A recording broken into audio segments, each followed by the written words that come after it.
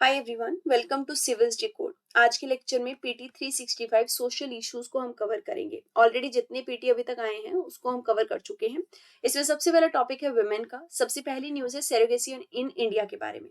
Ministry of health और family welfare ने surrogacy regulation amendment rule 2024 लागू किए हैं।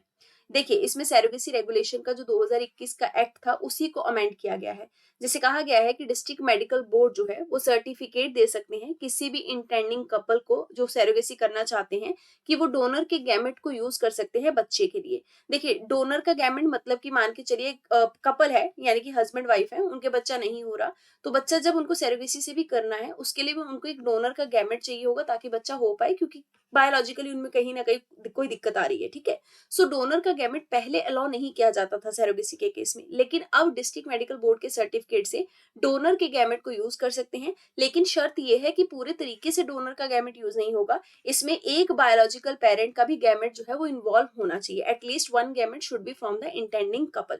सिंगल वुमेन, चाहे विडो है चाहे डाइवोर्सी है, वो सेरोगेसी अडॉप्ट कर सकती हैं। उनको सेल्फ एग या फिर डोनर का स्पर्म जो है वो यूज करने के लिए परमिशन दी गई है। 2023 में सुप्रीम कोर्ट ने Arun Muthuvel versus union of India case में एक वुमेन को परमिशन दिया था सेरोगेसी करने के लिए कि वो डोनर का एग यूज करके सेरोगेट मदर के तौर पे मतलब बच्चा कर सकती हैं। देखिए, उन वुमेन को था मेयर रॉकनेंसी कस्टर हॉजर नाम का सिंड्रोम। ये एक रियल कॉन्जेनिटल डिसऑर्डर होता है जिसमें फीमेल का रिप्रोडक्टिव सिस्टम जो है वो अफेक्ट हो जाता है, जिसके कारण यूट्रिन फैक्टर जो है वो इनफर्टिलिटी में तब्दील हो जाता है और वो मां नहीं बन सकती। सेरोगेसी और उसके टाइप्स की अगर बात करें तो सेरोगेसी वो प्रैक्टिस होती है जिसमें एक जो वुमेन होती है वो बच्चे को, किसी दूसरे कपल के बच्चे को अपनी कोख में रखती है। इंटेंडिंग कपल वो रहेगा जो कि मेडिकल इंडिकेशन के चलते मदर एंड फादर नहीं बन सकते हैं, क्योंकि मतलब मान के चलिए मदर में किसी न किसी तरीके को कोई दिक्कत है, जिस कारण फिर उनको गोद जो है या कोख कह लीजिए वो किराए पे लेनी पड़ती है। सो ये जेस्टेशनल सेरोगेसी इसको कहते हैं। जेस्टेशनल सेरोगेसी में क्या होता है, सेरोगेट जो मदर रहेगी वो किसी भी इंटेंडिंग कपल का जो बच्चा होगा उसको अपनी वॉर्म के अंदर यानी कि अपनी कोख में कैरी करेंगी, और जो चाइल्ड है वो जेनेटिकली सेरोगेट मदर से रिलेटेड नहीं होगा। यानी कि जो बायोलॉजिकल फादर और मदर है, मदर के एग्स और फादर के स्पर्म को यूज करके जो जायगोट बनेगा, उसी से जो एम्ब्रियो बनेगा उसी को सीधा सीधा सेरोगेसी वाली मदर के वॉर्म में रखा जाएगा। सेरोगेसी वाली मदर का कोई भी जीन्स जो है वो उस बच्चे में नहीं जाएगा। ट्रेडिशनल सेरोगेसी का मतलब क्या होता है कि जो सेरोगेट मदर होगी उनके अंदर आर्टिफिशियली फादर का, जो बायोलॉजिकल फादर होगा, उनके स्पर्म को इंजेक्ट किया जाएगा।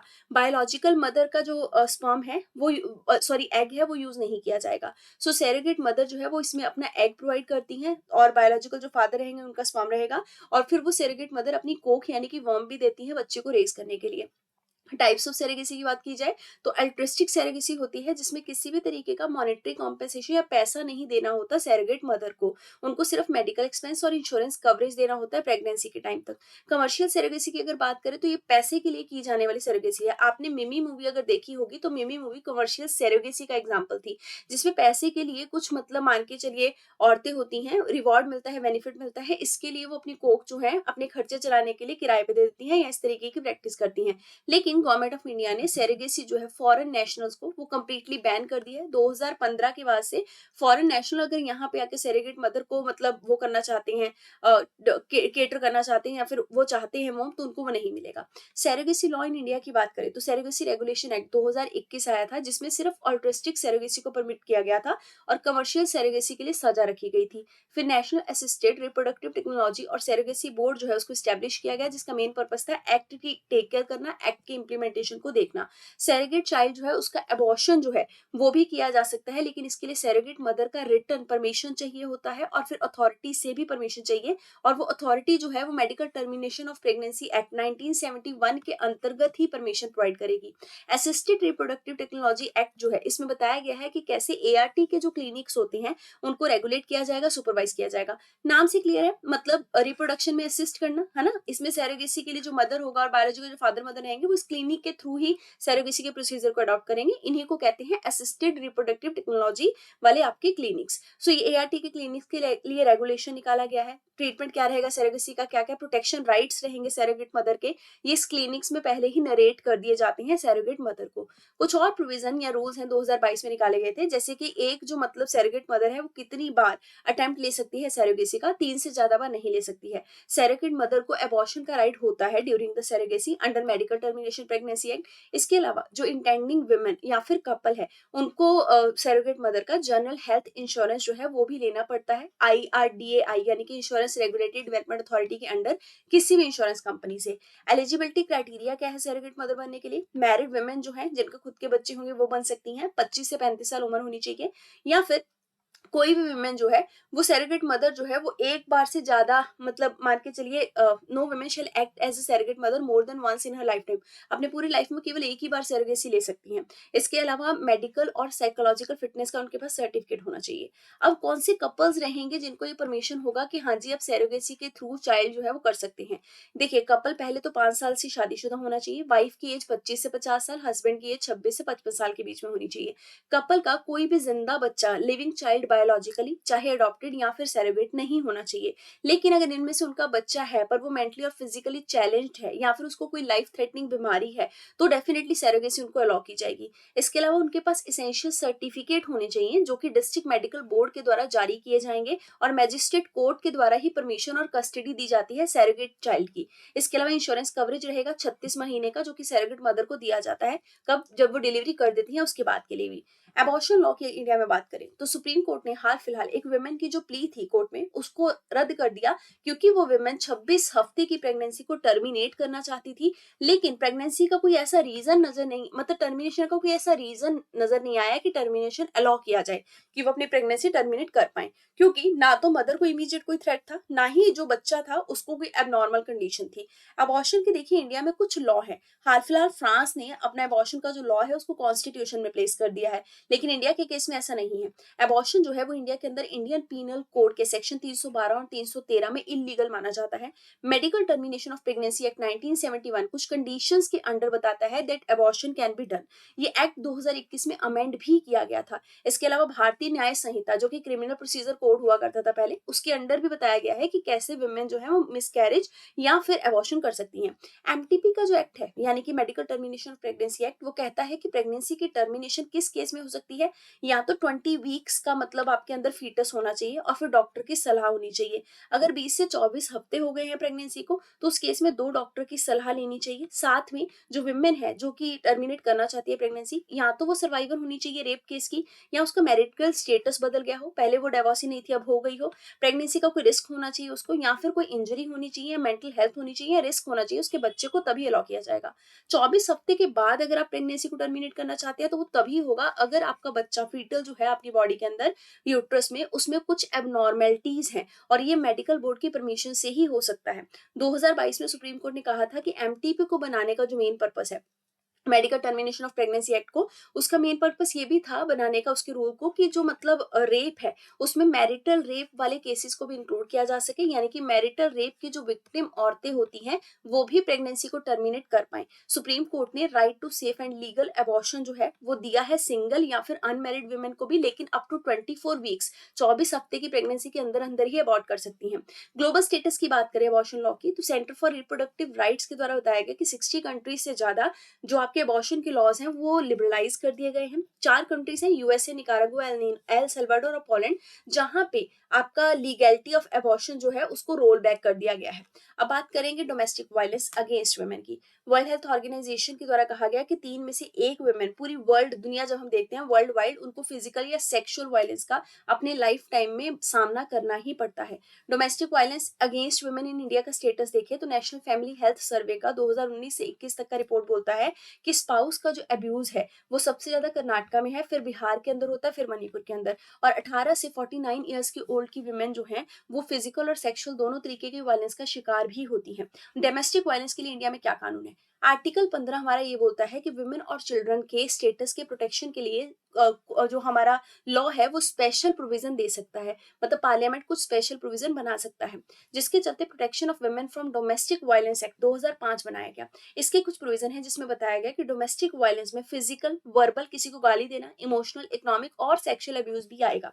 देखिए, जो वुमेन होंगी, विक्टिम जो रहेंगी इसमें, वो मदर हो सकती है, सिस्टर हो सकती है, वाइफ हो सकती है, विडो हो सकती है, इवन एक बच्ची भी हो सकती है। कंप्लेंट जो है वो कैसे रहेगा, किसी भी पर्सन के खिलाफ जो है वो औरत कंप्लेंट कर सकती है, बस उसका डोमेस्टिक रिलेशनशिप उस पर्सन के साथ होना चाहिए।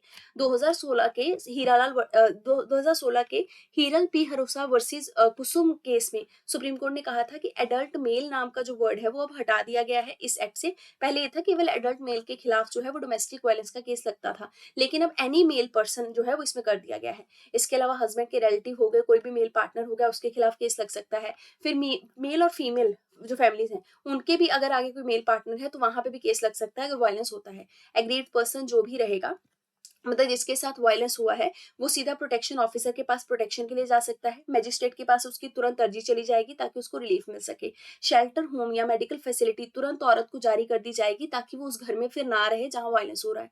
इसके अलावा रिलीफ दिया गया है कि मतलब रिलीफ के लिए आईपीसी का सेक्शन 498 ए भी डील करता है। रिलीफ में डाइवोर्स के लिए पिटीशन की जो रिस्पॉन्सिबिलिटी है उसमें हेल्प की जाती है, मतलब औरतों की। सेक्शन 498 जो है वो साफ साफ बोलता है कि जो वुमेन है, बेसिकली उनके साथ अगर क्रुएल्टी होती है तो उसके लिए 3 साल तक की सजा और फाइन भी लगेगा। भारतीय न्याय संहिता का 2023 का सेक्शन 85 भी बोलता है कि डोमेस्टिक वायलेंस के खिलाफ प्रावधान कानून में दिए गए हैं। कुछ इनिशिएटिव जो लिए गए कि वुमेन को हम वायलेंस से प्रोटेक्ट कर सके। सबसे पहले 2005 का जो एक्ट है उसने बताया कि सिविल रेमेडीज जो है वो मैरिटल रेप के लिए अवेलेबल है, लेकिन मैरिटल रेप के लिए क्रिमिनल प्रोसीडिंग नहीं की जाएंगी, क्राइम नहीं माना जाएगा। भारतीय न्याय संहिता 2023 में सेक्सुअल इंटरकोर्स अगर वुमेन के साथ किया जाता है झूठे वादे करके तो वो भी क्राइम है। इसके अलावा respect women framework United nation women और वर्ल्ड हेल्थ ऑर्गेनाइजेशन के द्वारा मिलकर निकाला गया ताकि वुमेन को अवेयर किया जा सके वायलेंस के खिलाफ। वन स्टॉप सेंटर जो है ये पूरे इंडिया में डेवलप किए गए हैं। जो भी वुमेन वायलेंस का शिकार होती है प्राइवेट या पब्लिक स्पेस में, वो यहाँ आके असिस्टेंस मांग सकती हैं। डॉरी सिस्टम की इंडिया में अगर बात की जाए तो डॉरी सिस्टम जो है वो इंक्रीज हुआ है इंडिया में ओवर द पीरियड, डेकेड के अंदर, पिछले 10 सालों में भी। देखिए, डॉरी का मतलब नॉर्थ इंडिया में दहेज, साउथ इंडिया में स्त्री धनम। तो इसको डॉरी प्रोहिबिशन एक्ट 1961 में डिफाइन किया गया है कि कोई भी प्रॉपर्टी, वैल्यूएबल सिक्योरिटी या कोई गिफ्ट भी अगर पेरेंट्स के द्वारा अपनी बच्ची को मैरिज के दौरान दिया जाता है तो डॉरी में काउंट किया जाएगा। डॉरी जो डेथ है, डॉरी से होने वाला डेथ, वो आईपीसी के अंदर ऑफेंस है। 1986 में इसको ऐड किया गया था। सेक्शन 304 बी जो है वो डॉरी डेथ के रिगार्डिंग क्या क्या सजा होगी आईपीसी में उसको डील करता है। सेक्शन 80 भारतीय न्याय संहिता का भी बात करता है डॉरी डेथ से क्या क्या सजा हो सकती है। इसके अलावा डॉरी डेथ के अलावा अगर टॉर्चर या क्रुएल्टी भी दिखाई जाती है या डोमेस्टिक वायलेंस भी किया जाता है, वो डॉरी क्राइम के अंदर ही आएगा। ये एक्ट क्या बोलता है कि dowry is a cognizable offence for the purpose of investigation. Cognizable offence का मतलब क्या होता है कि बिना वारंट के ही सीधा जेल की हवा जो है वो खिला दी जाएगी अगर दहेज के लिए तंग किया। Every offence is non bailable, non compoundable. देखिए, कंपाउंडेबल का मतलब क्या होता है कि समझौता कर लिया। नॉन कंपाउंडेबल का मतलब समझौता किया ही नहीं जा सकता। अगर out of the court settlement कर भी लिया है तो कोर्ट के अंदर जो केस लगा है वो निपटेगा ही निपटेगा। बर्डन ऑफ प्रूफ जो है वो एक्यूज्ड के ऊपर होता है। डोरी प्रोहिबिशन के ऑफिसर जो है वो स्टेट गवर्नमेंट के द्वारा एस्टेब्लिश किए जाते हैं। इसमें फाइन या फिर सजा दोनों ही हो सकती है अगर मतलब प्रूव हो जाता है। विमेन इन स्टेम के बारे में देखिए, स्टेम का जो फील्ड है वो है साइंस, टेक्नोलॉजी, इंजीनियरिंग, मैथमेटिक्स का फील्ड। प्राइम मिनिस्टर के द्वारा बॉइंग सुकन्या प्रोग्राम जो है वो लॉन्च किया गया ताकि विमेन की या फिर गर्ल्स की एविएशन सेक्टर में भी एंट्री जो है वो ज्यादा हो सके। डाटा बैंक की बात करें तो फीमेल एनरोलमेंट जो है स्टेम के कोर्सेज में वो इंक्रीज हुआ है 2021-22 में। वर्क पार्टिसिपेशन जो है मतलब विमेन का वो भी स्टेम के फील्ड में इंक्रीज हुआ है। 29.2% हमारे यहाँ पे जो वर्किंग वुमेन है वो स्टेम वर्कर्स हैं। स्टेम का फुल फॉर्म मैं बता चुकी हूँ ना। सो ध्यान रखिएगा, बॉइंग सुकन्या प्रोग्राम क्या है, मेन पर्पस है जो भी बच्चियां हैं अगर उनको एविएशन सेक्टर में अपना फ्यूचर बनाना है तो वो उस एजुकेशन को अडॉप्ट करे, क्रिटिकल स्किल्स की सीखें साइंस, टेक्नोलॉजी, इंजीनियरिंग और मैथमेटिक्स में, और फिर जॉब्स के लिए खुद को ट्रेन करें। मतलब ऐसा होता है कि स्टेम की लैब्स भी पूरे इंडिया भर में बनाई गई हैं जिसमें कि उनको करियर अडॉप्शन के चांसेस दिए जाते हैं। फिर स्टेम की ही लैब्स के अंदर उनको पायलट बनाने की ट्रेनिंग भी दी जाएगी अगर वो एविएशन सेक्टर में जाना चाहती हैं। 15% इंडिया की जो पायलट है वो वुमेन है, और ये पूरे विश्व में जितनी पायलट है मतलब एक कंट्री के अंदर फीमेल पायलट, ये उसका 3 गुना है इंडिया के अंदर। और अगर बात की जाए तो इंडिया स्टेम में वुमेन को प्रमोट करने के लिए ऑलरेडी कुछ इनिशिएटिव लाया, जैसे कि आई स्टेम मतलब Indian science technology and engineering facility MAF. ये आपका मिनिस्ट्री ऑफ साइंस के प्रिंसिपल साइंटिफिक एडवाइजर के तहत निकाला गया था, जिसमें पूरे देश भर में आपकी इंफ्रास्ट्रक्चर और रिसर्च की लैब्स बनाई गई। फिर उसके बाद वेस्ट इनिशिएटिव, जिसमें वुमेन को इंजीनियरिंग, साइंस और टेक्नोलॉजी की फील्ड में प्रमोट किया जाता है। फिर उसके बाद विज्ञान ज्योति, ये भी department of science and technology की स्कीम है, जिसमें जो भी आपकी मेरिट में आने वाली हाई स्कूल की गर्ल्स हैं, उनको प्रमोट किया जाता है कि वो स्टेम के फील्ड में ही अपना करियर अपनाएं। उसके बाद किरण स्कीम है, जिसका नाम है knowledge involvement research advancement through nursing. Science tech department के द्वारा वुमेन साइंटिस्ट जो है उनको इनकरेज किया जाता है इसके अंदर। गति स्कीम में gender advancement for transforming institution, जो वुमेन है उनको स्टेम के फील्ड के लिए इंस्टीट्यूशंस प्रोवाइड किए जाते हैं और फिर उनको इसका बेनिफिट बताया जाता है। उसके अलावा क्यूरी स्कीम है, जिसका नाम है consolidation of university research for innovation and excellence, जिसमें वुमेन जो है उनको यूनिवर्सिटी में स्टेम के फील्ड के अंदर रिसर्च एंड डेवलपमेंट जो है उसकी फैसिलिटी दी जाती है। फिर बायो केयर यानी कि biotechnology career advancement and reorientation programme के तहत डिपार्टमेंट ऑफ बायोटेक्नोलॉजी जो है वो बेसिकली एम्प्लॉयड या अनएम्प्लॉयड जो वुमेन साइंटिस्ट हैं उनके करियर डेवलपमेंट के ऊपर काम करता है। अगली बात करेंगे sexual harassment at work place की। देखिए, इसके लिए sexual harassment of women at work place act 2013 निकाला गया, जिसको पोश एक्ट कहते हैं। इसको 2023 में 10 साल कंप्लीट हो गए। सेक्सुअल हरासमेंट की अगर बात की जाए तो पोश एक्ट 2013 जो है, इसको वुमेन का वर्क स्पेस जो है उसको सेफ बनाने के लिए तैयार किया गया था, ताकि अगर वर्क प्लेस में किसी भी तरीके का सेक्सुअल अब्यूज वुमेन के साथ होता है तो इस एक्ट के अंदर सीधा सीधा सजा दी जा सकती है। ये सुप्रीम कोर्ट की 1997 में विशाखा गाइडलाइंस के कुछ फ्रेमवर्क आया था, ये रूल आया था, उसी के बिहाफ पे एक्ट को तैयार किया गया। विशाखा गाइडलाइन में साफ साफ बोला गया था सेक्सुअल हरासमेंट कैसे डिफाइन होगी, और बोला गया था इसका प्रोहिबिशन, प्रिवेंशन और रिड्रेसल यानी कि इसका मतलब समाधान कैसे किया जाएगा। इसके लिए कंप्लेंट कमेटी जो है वो हर एक कंपनी में होनी चाहिए। देखिए, पॉश एक्ट क्या कहता है, सबसे पहले तो सेक्सुअल हरासमेंट होता क्या है ये बताता है। डायरेक्टली या फिर इनडायरेक्टली किसी भी तरीके का सेक्सुअल फेवर या कॉन्टेक्ट या फिर कुछ बातें ऐसी करना जो कि मतलब अच्छा ना लगे वुमेन को, वो सब आपका इसके अंदर आता है। डेफिनेशन ऑफ वर्क प्लेस की बात करें तो जहां पे भी वुमेन एम्प्लॉयड हैं, वो सब मतलब जहाँ पे वो एम्प्लॉयड है, साथ में उनका ट्रांसपोर्टेशन का सब खर्चा देखा जाता है नॉर्मल एम्प्लॉय की तरह, वो सारी स्पेसिस जो है उनको वर्क प्लेस बोला जाएगा उनके लिए। ये ऑर्गेनाइज्ड और अनऑर्गेनाइज सेक्टर भी हो सकते हैं। एग्रीड वुमेन में हर एक तरीके की वुमेन आएगी, उनका क्या स्टेटस है कंपनी के अंदर ये सब मैटर नहीं करेगा। पब्लिक, प्राइवेट, अनऑर्गेनाइज सेक्टर, हर एक सेक्टर इसमें आएगा। ग्रीवांस रिड्रेसल मैकेनिज्म के लिए क्या है, देखिए इसके लिए सबसे पहले तो इंटरनल कंप्लेंट कमेटी होनी चाहिए किसी भी प्राइवेट और पब्लिक ऑर्गेनाइजेशन में, जिसमें 10 से ज्यादा एम्प्लॉय मेंबर 10 से ज्यादा एम्प्लॉय हैं, वो सारी कंपनीज को आईसीसी इस्टेब्लिश करना पड़ेगा। आईसीसी में मिनिमम 4 मेंबर होंगे, जिसमें हाफ आपकी वुमेन होंगी। आईसीसी के पास वही पावर है जो सिविल कोर्ट के पास होगी। इसके अलावा डिस्ट्रिक्ट ऑफिसर जो है वो लोकल कमेटी का भी गठन करेगा, ताकि जो भी कंप्लेंट आई है उस कंप्लेंट के लिए जल्दी से जल्दी काम शुरू किया जा सके। फिर प्रोसीजर क्या होगा फाइलिंग कंप्लेंट करने का, कोई भी अग्रीड वुमेन सीधा सीधा रिटर्न कंप्लेंट इंटरनल कमेटी को डाल सकती है कि उसके साथ ऐसा कुछ सेक्सुअल अब्यूज हुआ है।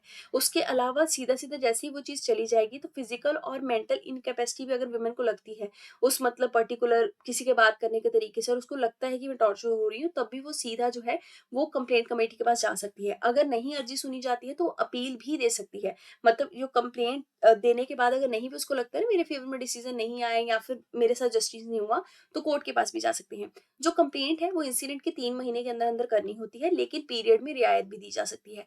कंसिलिएशन की अगर बात की जाए तो आईसीसी जो है वो इंक्वायरी से पहले रिक्वेस्ट कर सकते हैं एग्रीड वुमेन से कि बताइए भाई कौन कौन सा स्टेप जो है वो लेना चाहिए, कैसे मैटर को सॉल्व करना चाहिए, उनका थोड़ा बहुत मतलब सलाह मशवरा लिया जा सकता है। लेकिन मॉनेटरी सेटलमेंट नहीं किया जाएगा। मतलब जिसने सेक्सुअल अब्यूज किया है और फिर वो जिसने कंप्लेंट करी है वो आपस में मॉनेटरी सेटलमेंट नहीं करेंगे, पैसे से सेटल नहीं करेंगे मामले को।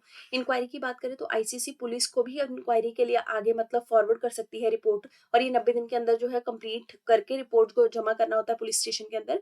और फिर आईसीसी जो है ये कई बार एम्प्लॉयर जो होता है उसको 10 दिन के अंदर रिपोर्ट अपनी सौंप देती है कि एक्शन क्या लिया जाएगा। ये एक्शन डिपेंड करेगा क्या इंटेंसिटी थी, क्या चीज हुई थी, फिर पुलिस भी डिसाइड करेगी। अपील जो है वो कोर्ट में 90 दिन के अंदर औरत कर सकती है अगर उसको लगता है जस्टिस नहीं हुआ है। फॉल्स कंप्लेंट के चक्कर में ऐसा कुछ खास सजा का प्रावधान नहीं बनाया गया है, पर हाँ एम्प्लॉयर अपने मन से एक्शन जरूर ले सकता है अगर उसको लगता है कंप्लेंट फॉल्स थी। प्राइवेसी जरूर इंश्योर की जाएगी, कौन सी वुमेन है, विटनेस क्या है, इन सबका प्राइवेसी रखा जाएगा। इसके अलावा यहाँ ध्यान दीजिए ग्लोबल नॉर्म्स हैं, इंटरनेशनल लेबर ऑर्गेनाइजेशन के द्वारा इसका जो 190 कन्वेंशन है वो एक पहली इंटरनेशनल ट्रीटी है जिसमें पूरे वर्ल्ड में रिकॉग्नाइज किया गया है कि जो भी वर्क दिया जाएगा वुमेन को वो free from the violence and harassment रहेगा। इंडिया ने इस कन्वेंशन को रेटिफाई नहीं किया। इसके अलावा यूनाइटेड नेशन कन्वेंशन है जो किसी भी तरीके का डिस्क्रिमिनेशन जो है वुमेन के खिलाफ उसको एलिमिनेट करने की बात करती है। 1979 में इसको अडॉप्ट किया गया था, इंडिया ने भी इसको रेटिफाई किया है। अब हम नेक्स्ट बात करेंगे मेंस्ट्रुअल हाइजीन के बारे में इंडिया के अंदर। देखिए, ministry of health and family welfare ने इसके लिए ड्राफ्ट पॉलिसी तैयार की है 2023 की। इसमें साफ साफ पॉलिसी में बताया गया है कि मेंस्ट्रुएशन जो है ये एक नेचुरल प्रोसेस है और ये गर्ल्स और वुमेन को रिप्रोडक्टिव एज के दौरान होता है। इसके लिए किसी तरीके का स्टिग्मा नहीं होना चाहिए और इसमें उनको सर्विसेज दी जाएंगी, मतलब गर्ल्स और वुमेन को थोड़ा अच्छे से ट्रीट किया जाएगा। मेंस्ट्रुअल हाइजीन का जो रिसोर्स रहेंगे जैसे सैनिटरी पैड वगैरह, ये उनको साफ सफाई से मुहैया करवाए जाएंगे। स्पेन यूरोप के अंदर ऐसा पहला कंट्री है जिसने की जो भी वुमेन मेंस्ट्रुअल पीरियड में होती हैं उनको पेड लीव दी जाती है। वहां पे ये डिसीजन लिया था, ठीक है, उनको मतलब पेड लीव मिलता है। और करंट प्रोग्राम इंडिया के अंदर कौन कौन से हैं मेंस्ट्रुअल हाइजीन को लेके? देखिए, पहले तो 2011 की स्कीम है जिसमें सैनिटरी नैपकिन जो है वो आशा वर्कर के द्वारा डिस्ट्रीब्यूट किए जाते हैं। स्वच्छ भारत मिशन 2014 में भी बात की गई है मेंस्ट्रुअल हाइजीन कैसे मेंटेन करना है। नेशनल गाइडलाइन निकाली गई थी 2015 में मेंस्ट्रुअल हाइजीन को लेके। स्कीम्स की बात करें तो आपकी अस्मिता योजना महाराष्ट्र के अंदर, उड़ान राजस्थान में, खुशी ओडिशा में, जहां पर फ्री सैनिटरी नैपकिन जो है वो एडोलेसेंट गर्ल्स को स्कूल्स में प्रोवाइड किए जाते हैं और कॉलेजेस में भी। कुछ और इनिशिएटिव की बात करें मेंस्ट्रुअल हाइजीन को लेकर तो 28 मई को हर साल मेंस्ट्रुअल हाइजीन डे मनाते हैं। Red dot campaign United nation के द्वारा निकाला गया था ताकि मेंस्ट्रुअल अवेयरनेस क्रिएट किया जा सके। Right to women to menstrual leave, ये आपका बिल 2022 के अंदर इंडिया के अंदर लाया गया ताकि हमारे यहाँ पे भी पीरियड्स के दौरान जो औरतें हैं उनको लीव या फिर पेड लीव प्रोवाइड की जा सके। नेक्स्ट बात करेंगे चिल्ड्रन के टॉपिक की। सबसे पहली न्यूज है चाइल्ड लेबर की। Parliamentary standing committee on labour के द्वारा बोला गया कि चाइल्ड लेबर जो है उसको अगर हमें एलिमिनेट करना है इंडिया में तो अभी भी 2025 तक हम अपना गोल जो है वो ढंग से अचीव नहीं कर पाएंगे। देखिए, इंटरनेशनल लेबर ऑर्गेनाइजेशन के द्वारा बोला गया कि चाइल्ड लेबर का मतलब ये होता है किसी बच्चे से आप उसका बचपन छीन रहे हो, उसका पोटेंशियल, उसकी डिग्निटी छीन कर उसको फिजिकली और मेंटली जो है वो टॉर्चर कर रहे हो, उससे काम करवा रहे हो। ये किसी भी तरीके का काम हो सकता है, चाहे उसका स्कूल छुड़वा के उससे काम करना, लैंगी काम करवाना, लॉन्ग या हैवी वर्क उससे करवाना, उससे उसकी छुट्टियां स्कूल से करवाते रहना। सेंसस 2011 के हिसाब से 5 से 14 साल के बहुत सारे बच्चे जो है वो इंडिया के अंदर चाइल्ड लेबर का शिकार हैं। उत्तर प्रदेश में ये संख्या सबसे ज्यादा है। कौन से इनिशिएटिव लिए गए हैं चाइल्ड लेबर के खिलाफ? तो आईएलओ कन्वेंशन 182 जो है इसको इंडिया ने रेटिफाई किया जिसमें worst form of child labour को खत्म करने की बात की गई। 138 कन्वेंशन बात करती है मिनिमम एज क्या होगा एम्प्लॉयमेंट का, इसको भी इंडिया ने रेटिफाई किया है। फिर हमारा चाइल्ड लेबर प्रोहिबिशन और रेगुलेशन अमेंडमेंट एक्ट है 2016 का, जिसमें बोला गया है कि जो भी बच्चे 14 साल या उससे नीचे के हैं वो किसी भी तरीके के एम्प्लॉयमेंट में एंगेज नहीं होंगे। जो 14 से 18 साल के हैं वो हैजर्डस जो ऑक्यूपेशन है, जो कि नुकसान पहुंचाने वाले खतरनाक ऑक्यूपेशन है, उनका हिस्सा नहीं बनेंगे।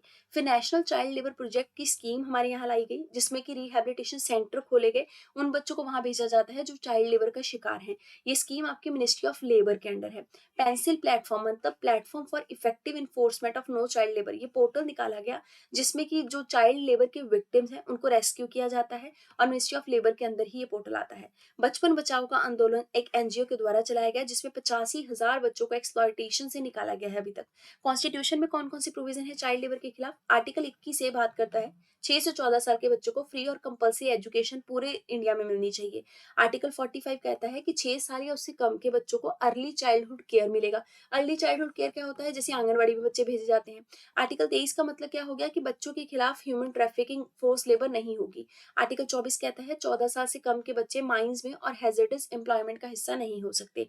आर्टिकल 39 कहता है कि विमेन और मेन जो है उनके मतलब वर्किंग का जो भी टेक केयर है वो इस पर किया जाएगा। साथ में जो बच्चे हैं उनका एब्यूज नहीं होना चाहिए, उसका ख्याल रखा जाएगा, उनकी उम्र के हिसाब से काम होना चाहिए। अब बात करेंगे चाइल्ड एडॉप्शन की। सुप्रीम कोर्ट ने temple of Healing versus union of India case में ये कहा है कि चाइल्ड को अगर अडॉप्ट करना है तो उसके लिए एक एडॉप्शन पोर्टल होना चाहिए। देखिए, Temple of Healing versus union of India judgment अगर पूछा जाए तो सीधा पता लग गया चाइल्ड एडॉप्शन से रिलेटेड है। जो चिल्ड्रन आपके चाइल्ड केयर इंस्टीट्यूशन के अंदर रहते हैं, ये वो इंस्टीट्यूशन है जहाँ पे वो बच्चे रहते हैं जिनके पेरेंट्स ने उनको वहां पे छोड़ दिया, रहा, 1 साल से उनको देखने ही नहीं आए और उनको फिर आगे कोई पेरेंट मिल भी नहीं रहा। तो उन सब बच्चों को बोला गया कि एडॉप्शन पूल के अंदर डाला जाए, क्योंकि कई बार होता है ना कि ऐसी प्रेगनेंसी मान के चलिए किसी 14-15 साल की बच्ची को होगी, अब वो क्या करे, बच्चों को फिर कहाँ छोड़ेंगे, चाइल्ड केयर इंस्टीट्यूशन में। ऐसे ही मान के चलिए कोई बाप है वो मतलब बहुत शराब पीता है, तो बच्चा हो गया तो बच्चे को यहाँ छोड़ दिया चाइल्ड केयर इंस्टीट्यूशन में, तो वो बच्चा अनाथ तो नहीं है, लेकिन लॉजिकली अनाथ नहीं है प्रैक्टिकल तरीके से, लेकिन वैसे उसका टेक केयर हो ही नहीं रहा तो अनाथ ही कहा जाएगा, इसलिए उनको एडॉप्शन के पूल में डाला जाएगा। सुप्रीम कोर्ट ने ये कहा कि बाई मंथली हर 2 महीने में आइडेंटिफाई करो कि कौन से बच्चे ऑर्फन्ड, अबंडन्ड और सरेंडर्ड कैटेगरी में आते हैं और उनको एडॉप्शन पूल का हिस्सा बनाया जा सकता है। देखिए एडॉप्शन के लिए केयरिंग पोर्टल है, child adoption resource information and guidance system portal, जिसमें उनका पूरा डिटेल रखा जाता है बच्चों का जो कि अडॉप्ट के लिए अवेलेबल है। इसके अलावा जो चाइल्ड केयर इंस्टीट्यूशन है उनमें ओपन शेल्टर और हर तरीके की सुविधा बच्चों को दी जाती है। ये सारे centre juvenile justice protection act 2015 के अंतर्गत आते हैं। एडॉप्शन का इंडिया में क्या प्रोसेस है? देखिए प्रोसेस के लिए बच्चा अगर आप मतलब अडॉप्ट करना चाहते हो तो पहली चीज तो उसके बायोलॉजिकल पेरेंट्स से वो पूरे परमानेंट तरीके से अलग हो गया होना चाहिए। इसके अलावा वो चाइल्ड जो है वो अडॉप्टिव पेरेंट्स को दे दिया जाएगा, पर उसकी पूरी रिस्पॉन्सिबिलिटी अडॉप्टिव पेरेंट्स को जो है वो लेनी पड़ेगी। लेजिस्लेशन की अगर बात करें तो हिंदू एडॉप्शन मेंटेनेंस एक्ट 1956 के तहत बताया गया है कि हिंदूज जो है वो कैसे चाइल्ड को अडॉप्ट कर सकते हैं। और हिंदू बाय रिलीजन मतलब इसमें आपके बुद्धिस्ट, जैन, सिख, जो आपके आर्य समाज के हैं वो सब आएंगे। फिर आपका जुवेनाइल जस्टिस एक्ट 2015 भी बोलता है कि कैसे एडॉप्शन जो है वो ऑर्फन्ड, अबंडन्ड या सरेंडर्ड बच्चों का किया जाएगा। इंस्टीट्यूशन की बात करें तो कारा नाम की एजेंसी है, सेंट्रल एडॉप्शन रिसोर्स अथॉरिटी। ये एक स्टैट्यूटरी कानूनी बॉडी है जो बिना जस्टिस एक्ट के तहत बनाई गई थी, जिसमें कि इंटर और इंट्रा कंट्री, कंट्री के अंदर और उसके बाहर के एडॉप्शन देखे जाते हैं। State adoption resource authority state के अंदर आती है। डिस्ट्रिक्ट चाइल्ड वेलफेयर कमेटी जो है वो डिस्ट्रिक्ट लेवल पे बच्चों का जो एडॉप्शन उसको मैनेज करती है, उनका प्रोटेक्शन करती है। डिस्ट्रिक्ट चाइल्ड प्रोटेक्शन यूनिट जो है वो बच्चों का टेक केयर करती है जो चाइल्ड केयर इंस्टीट्यूशन में होते हैं। स्पेशलाइज्ड एडॉप्शन एजेंसी जो है ये बच्चों को एडॉप्शन के लिए प्लेस करती है रिकग्नाइज करके। ऑथराइज्ड फॉरेन एडॉप्शन एजेंसी जो है ये बच्चों के वेलफेयर के लिए काम करती है। अब बात करेंगे फंडामेंटल प्रिंसिपल्स क्या क्या है जिससे हम बच्चों का अडॉप्शन इंडिया में करते हैं। देखिए चाइल्ड का बेस्ट इंटरेस्ट जो है वो सर्व होना चाहिए, उसी हिसाब से अडॉप्शन करवाने के लिए परमिशन मिलता है। उसके बाद चाइल्ड को अडॉप्शन के लिए जो मतलब अ, आप बोलिए प्रायोरिटी दी जाती है, तो इंडियन सिटीजन को सबसे पहले प्रायोरिटी मिलेगी कि बच्चा अडॉप्ट करना है। इसके अलावा प्लेसमेंट जो है चाइल्ड का वो किसी भी सोशो कल्चरल और एनवायरनमेंट को चेक करने के बाद ही दिया जाता है, मतलब पेरेंट्स को सौंपा जाता है अडॉप्शन के दौरान। जितना भी अडॉप्शन होता है वो कारा नाम की एजेंसी और केयरिंग का जो पोर्टल है उसी के तहत किया जाता है। अगली बात करेंगे juvenile justice care and protection of children act 2015 की। National commission for protection of child right के द्वारा कुछ गाइडलाइन जारी की गई हैं जिसमें जुवेनाइल जस्टिस एक्ट के अंदर जो हीनस क्राइम किए गए हैं उनका असेसमेंट किया गया। देखिए बच्चे की डेफिनेशन की बात करें तो जुवेनाइल जस्टिस एक्ट कहता है कि कोई भी चाइल्ड तब माना जाएगा जिसने 18 साल की उम्र कंप्लीट नहीं की है। 2015 में निर्भया के केस के बाद बोला गया कि 16 से 18 साल के जो बच्चे हैं उनको कई बार जुवेनाइल जो है वो ट्रीट किया जाएगा या एडल्ट ट्रीट किया जाएगा अगर उन्होंने कोई हिनस ऑफेंस, यानी कि हिनियस ऑफेंस मतलब बहुत घिनौना क्राइम कर दिया है। जुवेनाइल जस्टिस बोर्ड जो है वो असेसमेंट करता है कि वो जो बच्चा है उसको कोर्ट में चाइल्ड के तौर पर ट्रीट किया जाएगा या एडल्ट या फिर माइनर। कंपैरिजन करें तो 2015 और 2021 के एक्ट में काफी डिफरेंस है। 2015 में अडॉप्शन का क्या था, सिविल कोर्ट के ऑर्डर लेने पड़ते थे फाइनली, लेकिन अब क्या है डिस्ट्रिक्ट मैजिस्ट्रेट और एडिशनल डीएम जो है वो अडॉप्शन का ऑर्डर निकाल सकते हैं। अभी अगर अपील की बात करो तो 30 दिन के अंदर अपील जो है वो आपकी डिविजनल कमिश्नर के पास भेजी जा सकती है। कौन कौन से ऑफेंस इसमें कवर होते हैं? देखिए अभी के एक्ट में सीरियस ऑफेंस को और ज्यादा बड़ा कर दिया गया, जिसमें कि हम लोग सीधा सीधा बच्चे को एडल्ट ट्रीट कर सकते हैं। मैक्सिमम सजा जो है वो पहले मतलब पहले जो सीरियस ऑफेंस होते थे 3 से 7 साल की होती थी, लेकिन अब 7 साल से ऊपर की भी मैक्सिमम सजा हो सकती है। कोर्ट की बात करें तो डेजिग्नेटेड कोर्ट पहले लिखे गए थे कि 7 साल की सजा वालों के लिए कौन से कोर्ट में बच्चों को पेश किया जाएगा क्राइम के दौरान, या उससे ज्यादा वाली के लिए कहाँ पेश किया जाएगा, उससे कम वाली के लिए कहाँ। लेकिन अब सीधा सीधा है कि चिल्ड्रन कोर्ट है, चाहे कोई भी केस हो चिल्ड्रन कोर्ट के अंदर ही उस केस को ट्रायल जो है वो किया जाएगा। चाइल्ड ट्रैफिकिंग इंडिया में बात करें तो United nation office on drug and crime के द्वारा 10 पॉइंट कॉल फॉर एक्शन जो है उसको तैयार किया गया है, जिसमें हम चाइल्ड ट्रैफिकिंग कैसे रोक सकते हैं उसकी बात की गई है। चाइल्ड ट्रैफिकिंग का मतलब क्या होता है, चाहे डोमेस्टिक लेबर करवाना, चाहे बच्चे से फोर्सफुली काम करवाना इंडस्ट्रीज में, चाहे कुछ इलीगल एक्टिविटीज करवाना, चाहे वो ऑर्गन्स का ट्रेड हो, चाहे वो बेगिंग हो, चाहे कमर्शियल सेक्स हो, ये सब करवाना जो है वो चाइल्ड ट्रैफिकिंग का हिस्सा माना जाएगा। और इंडिया में बहुत सारे बच्चे चाइल्ड एक्सप्लॉयटेशन या फिर चाइल्ड ट्रैफिकिंग का शिकार हैं। कौन कौन से कानून है एंटी ट्रैफिकिंग क्राइम के खिलाफ? Immoral traffic prevention act, bonded labour act 1976 वाला, फिर transplantation of human organ act, ताकि ऑर्गन जो है ह्यूमन ऑर्गन्स उसका सेल करना, बच्चों को उसमें डालना, ये सब पनिशेबल ऑफेंस हो सके। फिर आपका पॉक्सो यानी कि protection of children from sexual offences act 2012, जो कि बच्चों को सेक्सुअल असॉल्ट से बचाता है। अगली बात करेंगे एज ऑफ कंसेंट की। 22nd लॉ कमीशन ने अपनी 283वीं रिपोर्ट में ये कहा है कि एज ऑफ कंसेंट जो है उसको 18 से 16 साल नहीं करना चाहिए। देखिए, एज ऑफ कंसेंट का मतलब ये है कि जब आप अपनी मर्जी से किसी के साथ इंटीमेट हो सकते हो, और इंडिया में ये जो है वो 18 साल की उम्र रखी गई है। एज ऑफ कंसेंट वही एज है जो लीगली आपको मतलब कॉम्पिटेंसी देती है कि आप कंसेंट प्रोवाइड कर सको कि मैं सेक्सुअल एक्टिविटी के लिए रेडी हूँ कि नहीं हूँ। ऑब्जेक्टिव जो है मिनिमम एज देने का सेक्सुअल कंसेंट के अंदर वो यही है कि जो एडोलेसेंट होते हैं वो सेक्सुअल अब्यूज से बचाए जा सके। फिर तय होता है कि पॉक्सो का एक्ट लगेगा कि नहीं, अगर उनके साथ कोई क्राइम होता भी है बच्चों के साथ तो नहीं, ठीक है। उस हिसाब से डिसाइड होता है जो एज होती है कंसेंट की। तो अभी ये है कि 18 साल से नीचे के अंदर अगर किसी भी बच्चे के साथ दुष्कर्म होता है तो पॉक्सो के अंडर ट्रीट किया जाएगा, क्योंकि उसके साथ तब सेक्सुअल अब्यूज हुआ है, क्योंकि उसका कंसेंट नहीं लिया और लिया भी नहीं जा सकता था क्योंकि वो बच्चा था, ठीक है। सो ये एज ऑफ कंसेंट इसीलिए होता है। स्पेशल कोर्ट होते हैं पॉक्सो एक्ट के अंदर ट्रायल करने के लिए। सेक्शन 375 जो है पीनल कोड का पॉक्सो एक्ट के अंदर वो साफ साफ बोलता है कि एज ऑफ कंसेंट जो है सेक्सुअल इंटरकोर्स की वो 18 साल है। इसके अलावा एक्सेप्शन है, यानी कि मैरिटल रेप अगर होता है तो 15 साल है, मतलब शादी होगी तो 15 साल की उम्र है एज ऑफ कंसेंट देने के लिए। पर ये बहुत मैरिटल रेप जो है ये एक्सेप्शन है, इसका काफी बार क्रिटिसिज्म भी किया जाता है। भारतीय न्याय संहिता में भी बोला जा रहा है कि 15 से 18 साल तक बढ़ा के जो है वो उम्र कर देनी चाहिए मैरिटल रेप के केस में भी, चाहे औरत की शादी 15 साल की उम्र में ही क्यों ना हो गई हो, लेकिन 18 साल से पहले एज ऑफ कंसेंट या फिर सेक्सुअल मतलब एक्टिविटी के लिए उसको परमिशन नहीं देने की अनुमति होनी चाहिए, पर जो कि अभी है सिर्फ 15 साल, ठीक है। अब हम बात करेंगे कुछ अदर वल्नरेबल सेक्शन की, जिसमें सबसे पहली न्यूज है सुप्रीम कोर्ट की जजमेंट के बारे में। LGBTQIA+ राइट्स के ऊपर जजमेंट सुप्रीम कोर्ट ने दिया। केस का नाम है Supriyo versus union of India case, जिसमें लीगल जो रिकग्निशन था मैरिज का कि एलजीबीटी कम्युनिटी वाले शादी कर सकते हैं कि नहीं और लीगली वो शादी मानी जाएगी कि नहीं, उसको रिफ्यूज कर दिया गया। ये बोला गया कि सेम सेक्स के जो पर्सन हैं अगर वो शादी करते हैं तो उसको लीगल दर्जा नहीं दिया जाएगा शादी को, ठीक है। अब क्या क्या इश्यूज थे, क्या वर्डिक्ट था। सबसे पहले तो कि ट्रांसजेंडर पर्सन शादी कर सकते हैं कि नहीं, तो ये कहा गया शादी आप कर लीजिए, वो आपकी मर्जी है, लेकिन आप ये बोलें कि हमें लीगली उसके सारे राइट्स मिल जाएं, हक मिल जाएं, वो सब नहीं मिलेगा। और वो सब किसके अंदर होता है, आपका स्पेशल मैरिज एक्ट होता है ना, उसके अंदर सारे प्रावधान, तो वो सारे आपको प्रावधान नहीं मिलेंगे। फिर right to enter civil union for queer couple, ये कहा गया, कोर्ट ने ये कहा कि जो सिविल यूनियन क्वीर कपल के द्वारा बनाने हैं वो उनकी चॉइस है। सिविल यूनियन का मतलब होता है लीगल रिकग्निशन जो है वो मतलब प्रोवाइड करना यूनियन को, और ये सेम सेक्स कपल्स ही इसमें पार्टिसिपेंट रहेंगे। लेकिन ये है कि इनको लीगली अलाउ नहीं किया गया शादी करने के लिए। आप सिविल यूनियन बना के अपने बेसिस पे शादी करना चाहें तो कर सकते हैं।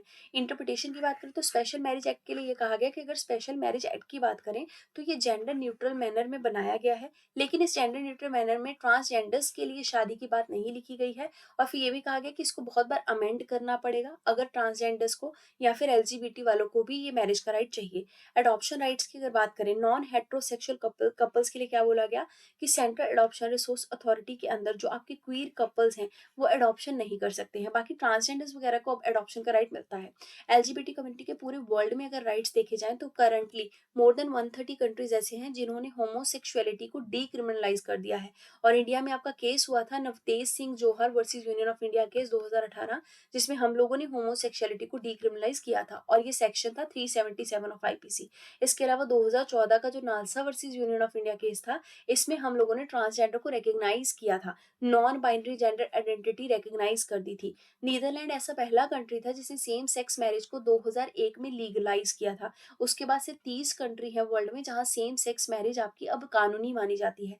ट्रांसजेंडर के राइट्स की बात करें तो नीति आयोग की एक रिपोर्ट है जिसका नाम है बेस्ट प्रैक्टिसेस इन सोशल सेक्टर, और इसमें प्रतना प्रोजेक्ट है। और ये प्रतन प्रोजेक्ट किनके लिए निकाला गया है, ट्रांसजेंडर लोगों के लिए जो दिल्ली एनसीआर में रहते हैं, उनको इसके तहत ट्रेनिंग दी जाएगी ताकि वो अपना रोजगार चला सकें। सो प्रयत्न प्रोजेक्ट दरअसल ट्रांसजेंडर को बेसिक क्वालिटी ऑफ लाइफ और एंटरप्रेन्योरशिप की स्किल्स सिखाने के लिए दिया गया है। ये प्रधानमंत्री कौशल विकास योजना के अंदर अप्रूव किया गया। मिनिस्ट्री ऑफ स्किल डेवलपमेंट इसकी नोडल मिनिस्ट्री है। ट्रांसजेंडर कम्युनिटी जो है उनको ट्रांसजेंडर प्रोटेक्शन एक्ट 2019 के तहत डिफाइन किया गया है कि वो पर्सन माने जाएंगे जिनका जो जेंडर है, बर्थ पे जो जेंडर असाइन किया जाता है उससे मैच नहीं करेगा। ये ट्रांस मैन और ट्रांस वुमेन हो सकते हैं। इंटरसेक्स वेरिएशन के हिसाब से इनको डिसाइड किया जाएगा, और इनकी सोशो कल्चर आइडेंटिटी किन्नर हिजड़ा वगैरह मानी जाती हैं। ट्रांसजेंडर एक्ट क्या बोलता है कि ट्रांसजेंडर जो है उनके खिलाफ डिस्क्रिमिनेशन नहीं होगा, चाहे एम्प्लॉयमेंट का फील्ड हो, चाहे एजुकेशन, चाहे हाउसिंग।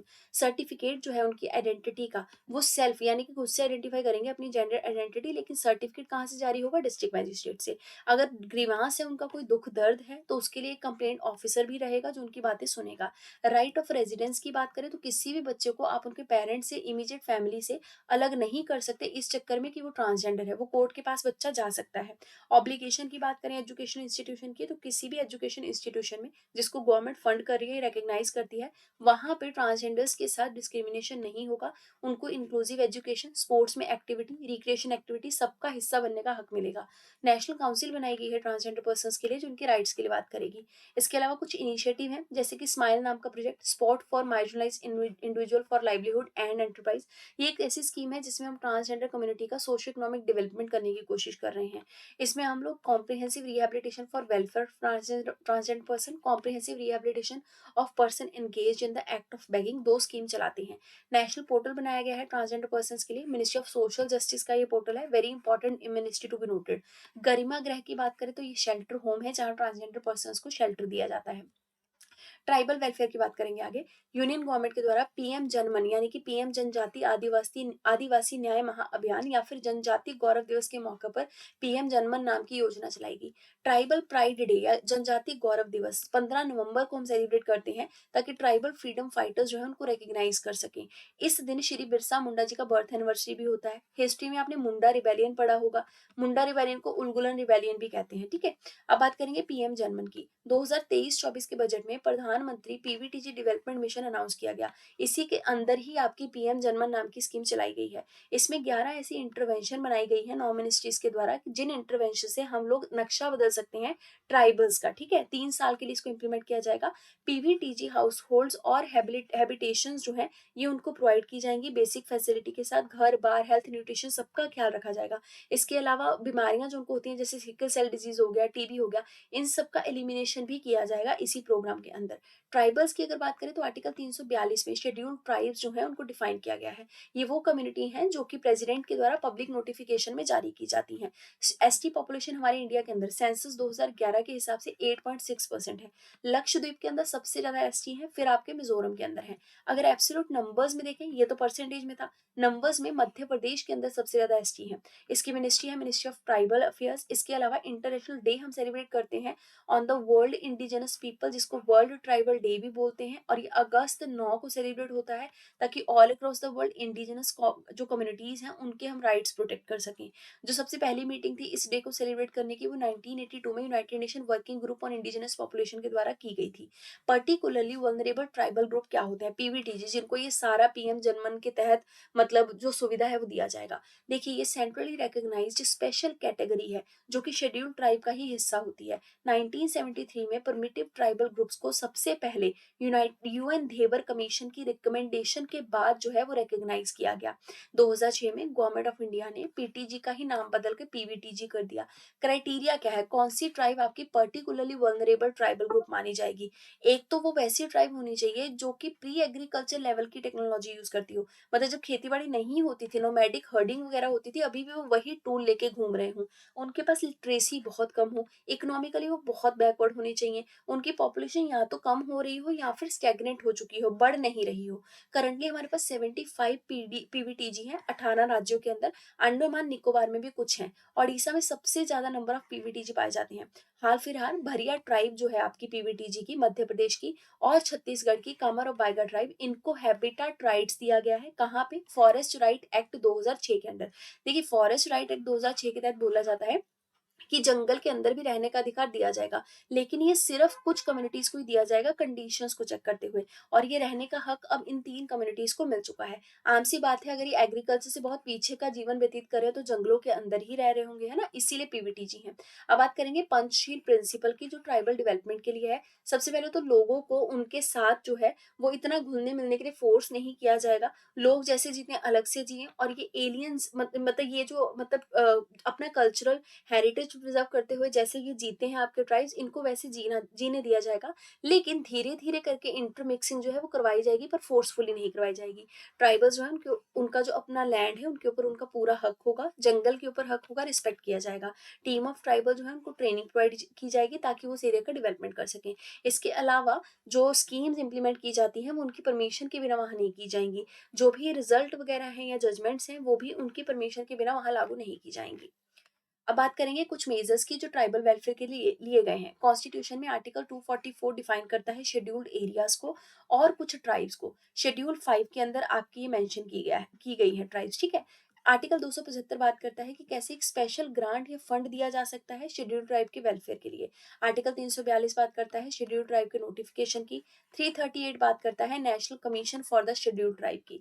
लेजिस्लेटिव मेजर्स की बात करें तो एपेसा एक्ट है 1996 का, जिसमें बोला गया है कि अगर पंचायत एक्ट आपको जो है ट्राइबल एरिया में लागू भी करना है तो अमेंड होके लागू होगा। इसी अमेंडेड एक्ट का नाम है पेसा एक्ट। फिर आपका scheduled tribe and other traditional forest dweller act है, जिसको recognition of forest right act भी कहते हैं। तो ये वही एक्ट है जिसके तहत जंगल के ऊपर उनका जो हक है रहने का उसको रिकग्नाइज किया जाता है। SC ST prevention atrocity act 1989 भी लागू होता है ताकि किसी तरीके की डिस्क्रिमिनेशन और एट्रोसिटीज उनके ऊपर ना हो पाए। कुछ स्कीम्स हैं उनके वेलफेयर के लिए, जैसे Eklavya model residential school scheme, जिसमें कि ST जो चिल्ड्रन होते हैं उनको पढ़ने का हक दिया जाता है, क्वालिटी एजुकेशन दी जाती है। फिर आपके प्रधानमंत्री आदि आदर्श ग्राम योजना के तहत ट्राइबल पॉपुलेशन जो है उनके गांव को मॉडल विलेज आदर्श ग्राम बनाया जाएगा। प्रधानमंत्री जनजाति विकास मिशन के तहत ट्राइबल एंटरप्रेन्योरशिप को डेवलप किया जाएगा। प्रधानमंत्री खनिज क्षेत्र कल्याण योजना के तहत जितना भी मतलब माइनिंग किया जा रहा है उनके एरिया में, उससे जो पैसा निकलता है, जो फीस निकलती है, उस फीस का खर्चा इन्हीं के एरिया में किया जाएगा। अगली बात करेंगे डी नोटिफाइड ट्राइब्स के बारे में। नेशनल ह्यूमन राइट कमीशन ने हाल फिलहाल बोला कि आइडेट कमीशन की जो रिपोर्ट आई है उसको हमें इम्प्लीमेंट करना चाहिए। ये रिपोर्ट दरअसल रिकमेंड करती है कि एक परमानेंट कमीशन होना चाहिए आपका डी नोटिफाइड ट्राइब्स के लिए। इनको डी नोटिफाइड नोमैडिक और सेमी नोमैडिक ट्राइब्स भी कहते हैं। अब ये क्या है, देखिए, डी नोटिफाइड ट्राइब सबसे वल्नरेबल और सबसे डिप्राइव्ड ट्राइब मानी जाती हैं। दरअसल आपका क्रिमिनल ट्राइब एक्ट 1871 ब्रिटिशर्स के टाइम बनाया गया था। इसमें जो भी ट्राइब्स उनके खिलाफ जा रही थी, उनके खिलाफ मान के चलिए रिवोल्ट कर रही थी, उन सबको उन्होंने बॉर्न क्रिमिनल का टैग दे दिया और उन सबको डी नोटिफाइड ट्राइब की कैटेगरी में डाल दिया। तो ये हेट्रोजेनस ग्रुप है ट्राइब का, लेकिन इसमें वो ट्राइबल मतलब कम्युनिटीज आती हैं, मतलब हमारे देश में बहुत सारी शेड्यूल ट्राइब्स है ना, तो इसमें वो वाली कम्युनिटीज जो है वो इसका हिस्सा बन जाएंगी, जो कि पहले क्रिमिनल ट्राइब एक्ट 1871 के अंदर कभी लिस्टेड की गई थी। क्रिमिनल ट्राइब एक्ट 1871 जो है इसको रिपील किया गया हैबिचुअल ऑफेंडर एक्ट 1952 के अंदर। इसके अलावा बहुत सारी डी नोटिफाइड ट्राइब्स हैं, जैसे ST SC OBC। इनमें से बहुत सारी ऐसी ट्राइब्स हैं जो डी नोटिफाइड ट्राइब का भी हिस्सा बन चुकी हैं, भले वो डाइवर्स बैकग्राउंड से हैं, लेकिन कभी ना कभी क्रिमिनल ट्राइब का हिस्सा थी। रेनके कमीशन 2008 के अंदर बोला गया कि लगभग 1500 नोमैडिक और सेमी नोमैडिक ट्राइब्स और 198 हमारे पास डी नोटिफाइड ट्राइब है, जिसमें कि टोटल 15 करोड़ लोग आते हैं। अगस्त 31 को हम लोग विमुक्ता जाति दिवस भी मनाते हैं और ये डी नोटिफाइड ट्राइब्स के लिए मनाया जाता है। नोमैडिक और सेमी नोमैडिक ट्राइब क्या होती हैं? देखिए, जितनी भी नोमैडिक ट्राइब है वो आपकी डी नोटिफाइड ट्राइब नहीं हो सकती, लेकिन जितनी भी डी नोटिफाइड ट्राइब्स हैं वो नोमैडिक ट्राइब का हिस्सा हो सकती हैं। डी नोटिफाइड में तो वही आएंगी ना जो कभी ना कभी क्रिमिनल में मतलब क्रिमिनल ट्राइब एक्ट में ब्रिटिशर्स के द्वारा डाली गई थी। नोमैड और सेमी नोमैड वो सोशल ग्रुप होता है जो कि बहुत फ्रीक्वेंट तरीके से अपने रोजगार के लिए एक जगह से दूसरी जगह जाता है, जैसे जानवर को लेके घूमना, कैटल ब्रीडर बनना। हक्की पिक्की ट्राइब जो है ये एक सेमी नोमैडिक ट्राइबल ग्रुप है कर्नाटका का। इसके अलावा 3 टाइप की नोमैडिक कम्युनिटी और मिलती है, जैसे जो हंटिंग करते हैं बर्ड्स की, एनिमल्स की। फिर आपकी पेस्टोरल कम्युनिटी, जैसे गद्दी हो गई, बंजारा हो गया, मधुरास हो गया, जो कि जानवर को एक जगह से दूसरी जगह ले जाकर चारवाहा करवाते हैं। फिर आपके पेरिपेटेटिक ग्रुप ऑफ पेडलर हो गए जो कि स्टोरी टेलर होते हैं, जिनको कभी कभी हम वैसे बोलते हैं कि गड्ढे वगैरह लेके घूमते हैं, टप्परवासी होते हैं, एक जगह से दूसरी जगह जाते हैं, ड्रामा वगैरह डांस वगैरह करते हैं, करतब दिखाते हैं। गवर्नमेंट के द्वारा डी नोटिफाइड ट्राइब्स के लिए कुछ स्टेप्स लिए गए, जैसे एक नेशनल कमीशन बनाया गया इनके लिए ताकि इनका कैटेगराइजेशन हो सके। Doctor Ambedkar pre matric post matric scholarship scheme निकालेगी ताकि इनका एजुकेशन प्रोवाइड हो सके और इनको स्कॉलरशिप दी जा सके। नानाजी देशमुख स्कीम निकालेगी जिसमें हम लोग हॉस्टल्स बनाते हैं बच्चे बच्चियों के लिए ताकि वो वहां पढ़ सके, रह सके। फिर स्कीम है इकोनॉमिक एम्पावरमेंट के लिए भी, ये मिनिस्ट्री ऑफ सोशल जस्टिस की स्कीम है, जिसके लिए जो फ्री कॉम्पिटेटिव एग्जाम होते हैं उनकी कोचिंग इनको इसके अंदर प्रोवाइड की जाती है। उसके अलावा डेवलपमेंट और वेलफेयर बोर्ड भी बनाया गया है इनके लिए 2019 में। नेक्स्ट बात करेंगे पर्सन विद डिसेबिलिटीज की। कोर्ट ऑफ चीफ कमिश्नर जो है पर्सन विद डिसेबिलिटी का, इनके द्वारा दो जजमेंट प्रोवाइड की गई हैं हाल फिलहाल, जो कि सोसाइटी के ऊपर बहुत बड़ा इम्पैक्ट डालेंगी। जजमेंट क्या है? सबसे पहले तो कोई भी गवर्नमेंट ऑफिस अगर कंट्री के अंदर कोई भी बिल्डिंग है, तो अगर वो बिल्डिंग बनी है तो उसमें दिव्यांग जन के आने जाने की सुविधा होनी चाहिए। अगर सुविधा नहीं दी गई है तो अभी के अभी उनको बोला गया था कि वो सारी की सारी इंपॉर्टेंट सर्विसेज को ग्राउंड फ्लोर पे रखेंगे, ताकि अगर दिव्यांगजन आए तो ग्राउंड फ्लोर पे एक्सेसिबल लोकेशन पे उनको सारी सुविधा मिल सके। इसके अलावा ये भी कहा गया जितनी भी एयरलाइंस कंट्री में ऑपरेट कर रही हैं, चाहे इंडियन है चाहे फॉरेनर है, उनको भी rights of person with disability act 2016 के प्रावधान को इम्प्लीमेंट करना पड़ेगा। Office of chief commissioner of person with disability की अगर बात करें तो इसको 1995 के एक्ट के तहत सेटअप किया गया, 2016 में अमेंड कर दिया गया। इसमें चीफ कमिश्नर होते हैं। इसके अलावा इनका पर्पस क्या है? पर्सन विद डिसएबिलिटीज जो है उनके राइट्स का प्रोटेक्शन करना। मिनिस्ट्री ऑफ सोशल जस्टिस के अंदर आपका यह ऑफिस आता है।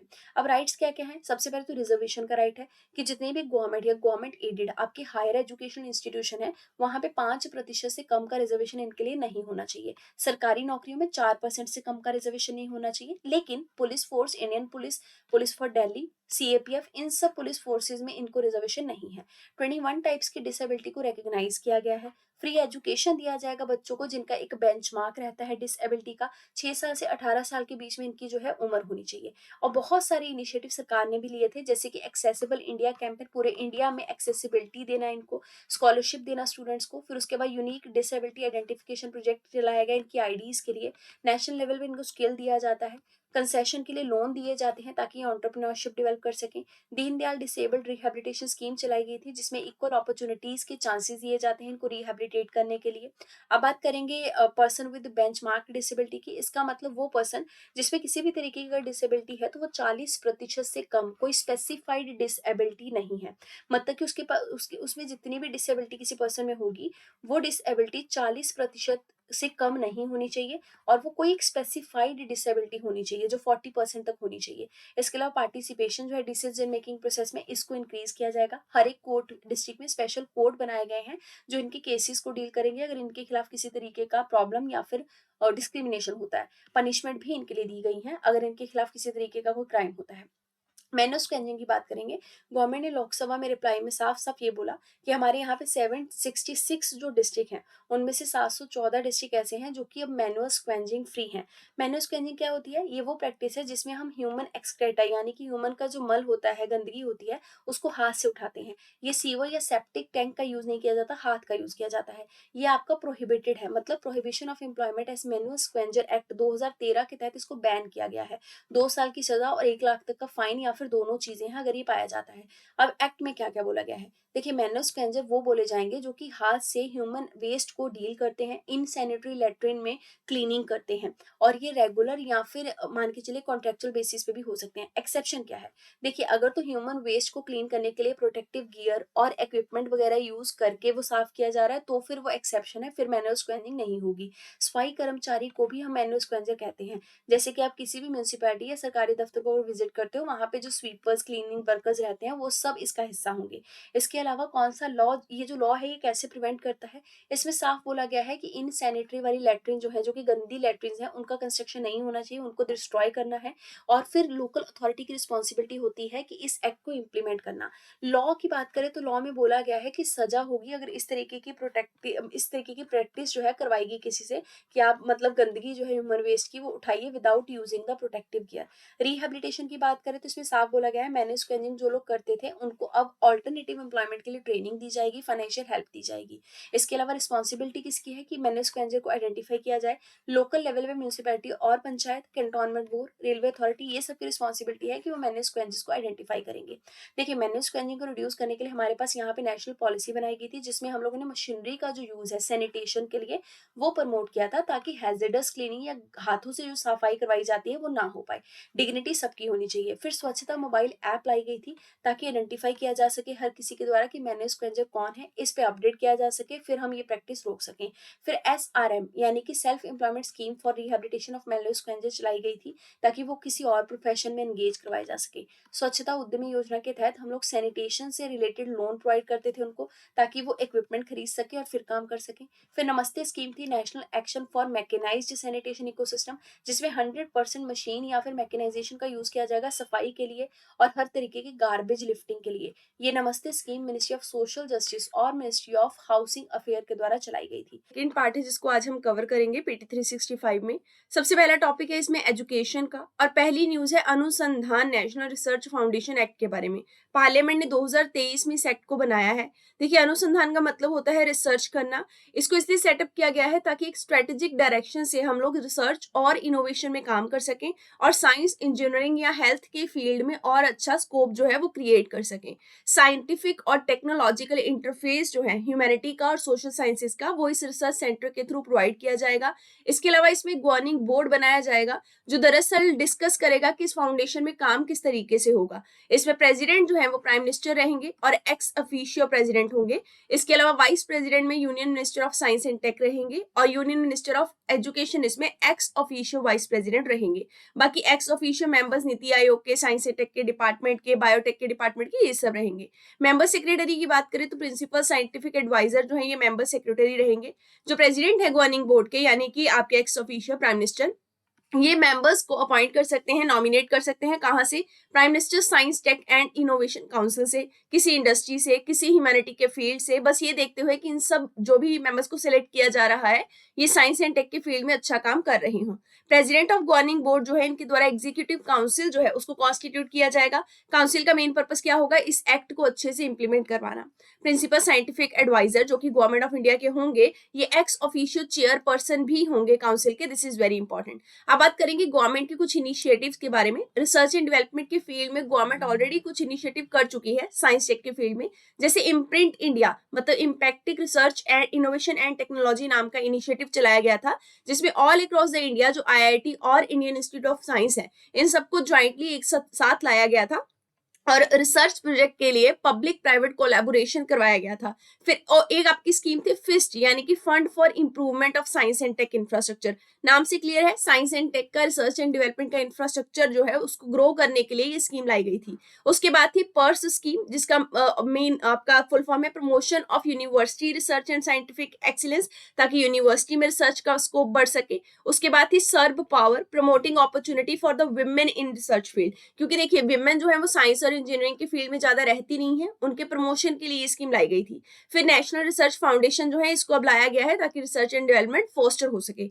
अब ध्यान रखिएगा पीटी में आपका जो क्वेश्चन आएगा वो इम्प्रिंट इंडिया कौन सी मिनिस्ट्री की है, क्या स्कीम है, ये सीधा आएगा। फिस्ट क्या है ये आएगा, फुल फॉर्म नहीं देके शॉर्ट फॉर्म में आ जाएगा। उसके अलावा अगर बात करें ये आपका फाउंडेशन एक्ट जो है, इसमें जो बॉडी बनेगी उसका मेन पर्पस रिसर्च से रिलेटेड होगा। ये फंडिंग प्रोवाइड करेंगे एलिजिबल पर्संस को जो रिसर्च में काम कर रहे हैं, रिसर्च इंफ्रा को असिस्ट करेंगे, साइंटिफिक रिसर्च जो होता है उसका जो पैसा है उसको एनालाइज करेंगे कि सही से पैसा यूज हो पाए, इंटरनेशनल लेवल पे कोलैब करेंगे प्रोजेक्ट्स के लिए। अब हम बात करेंगे आगे department of science and technology, इसका एडमिनिस्ट्रेटिव डिपार्टमेंट होगा इस फंड का।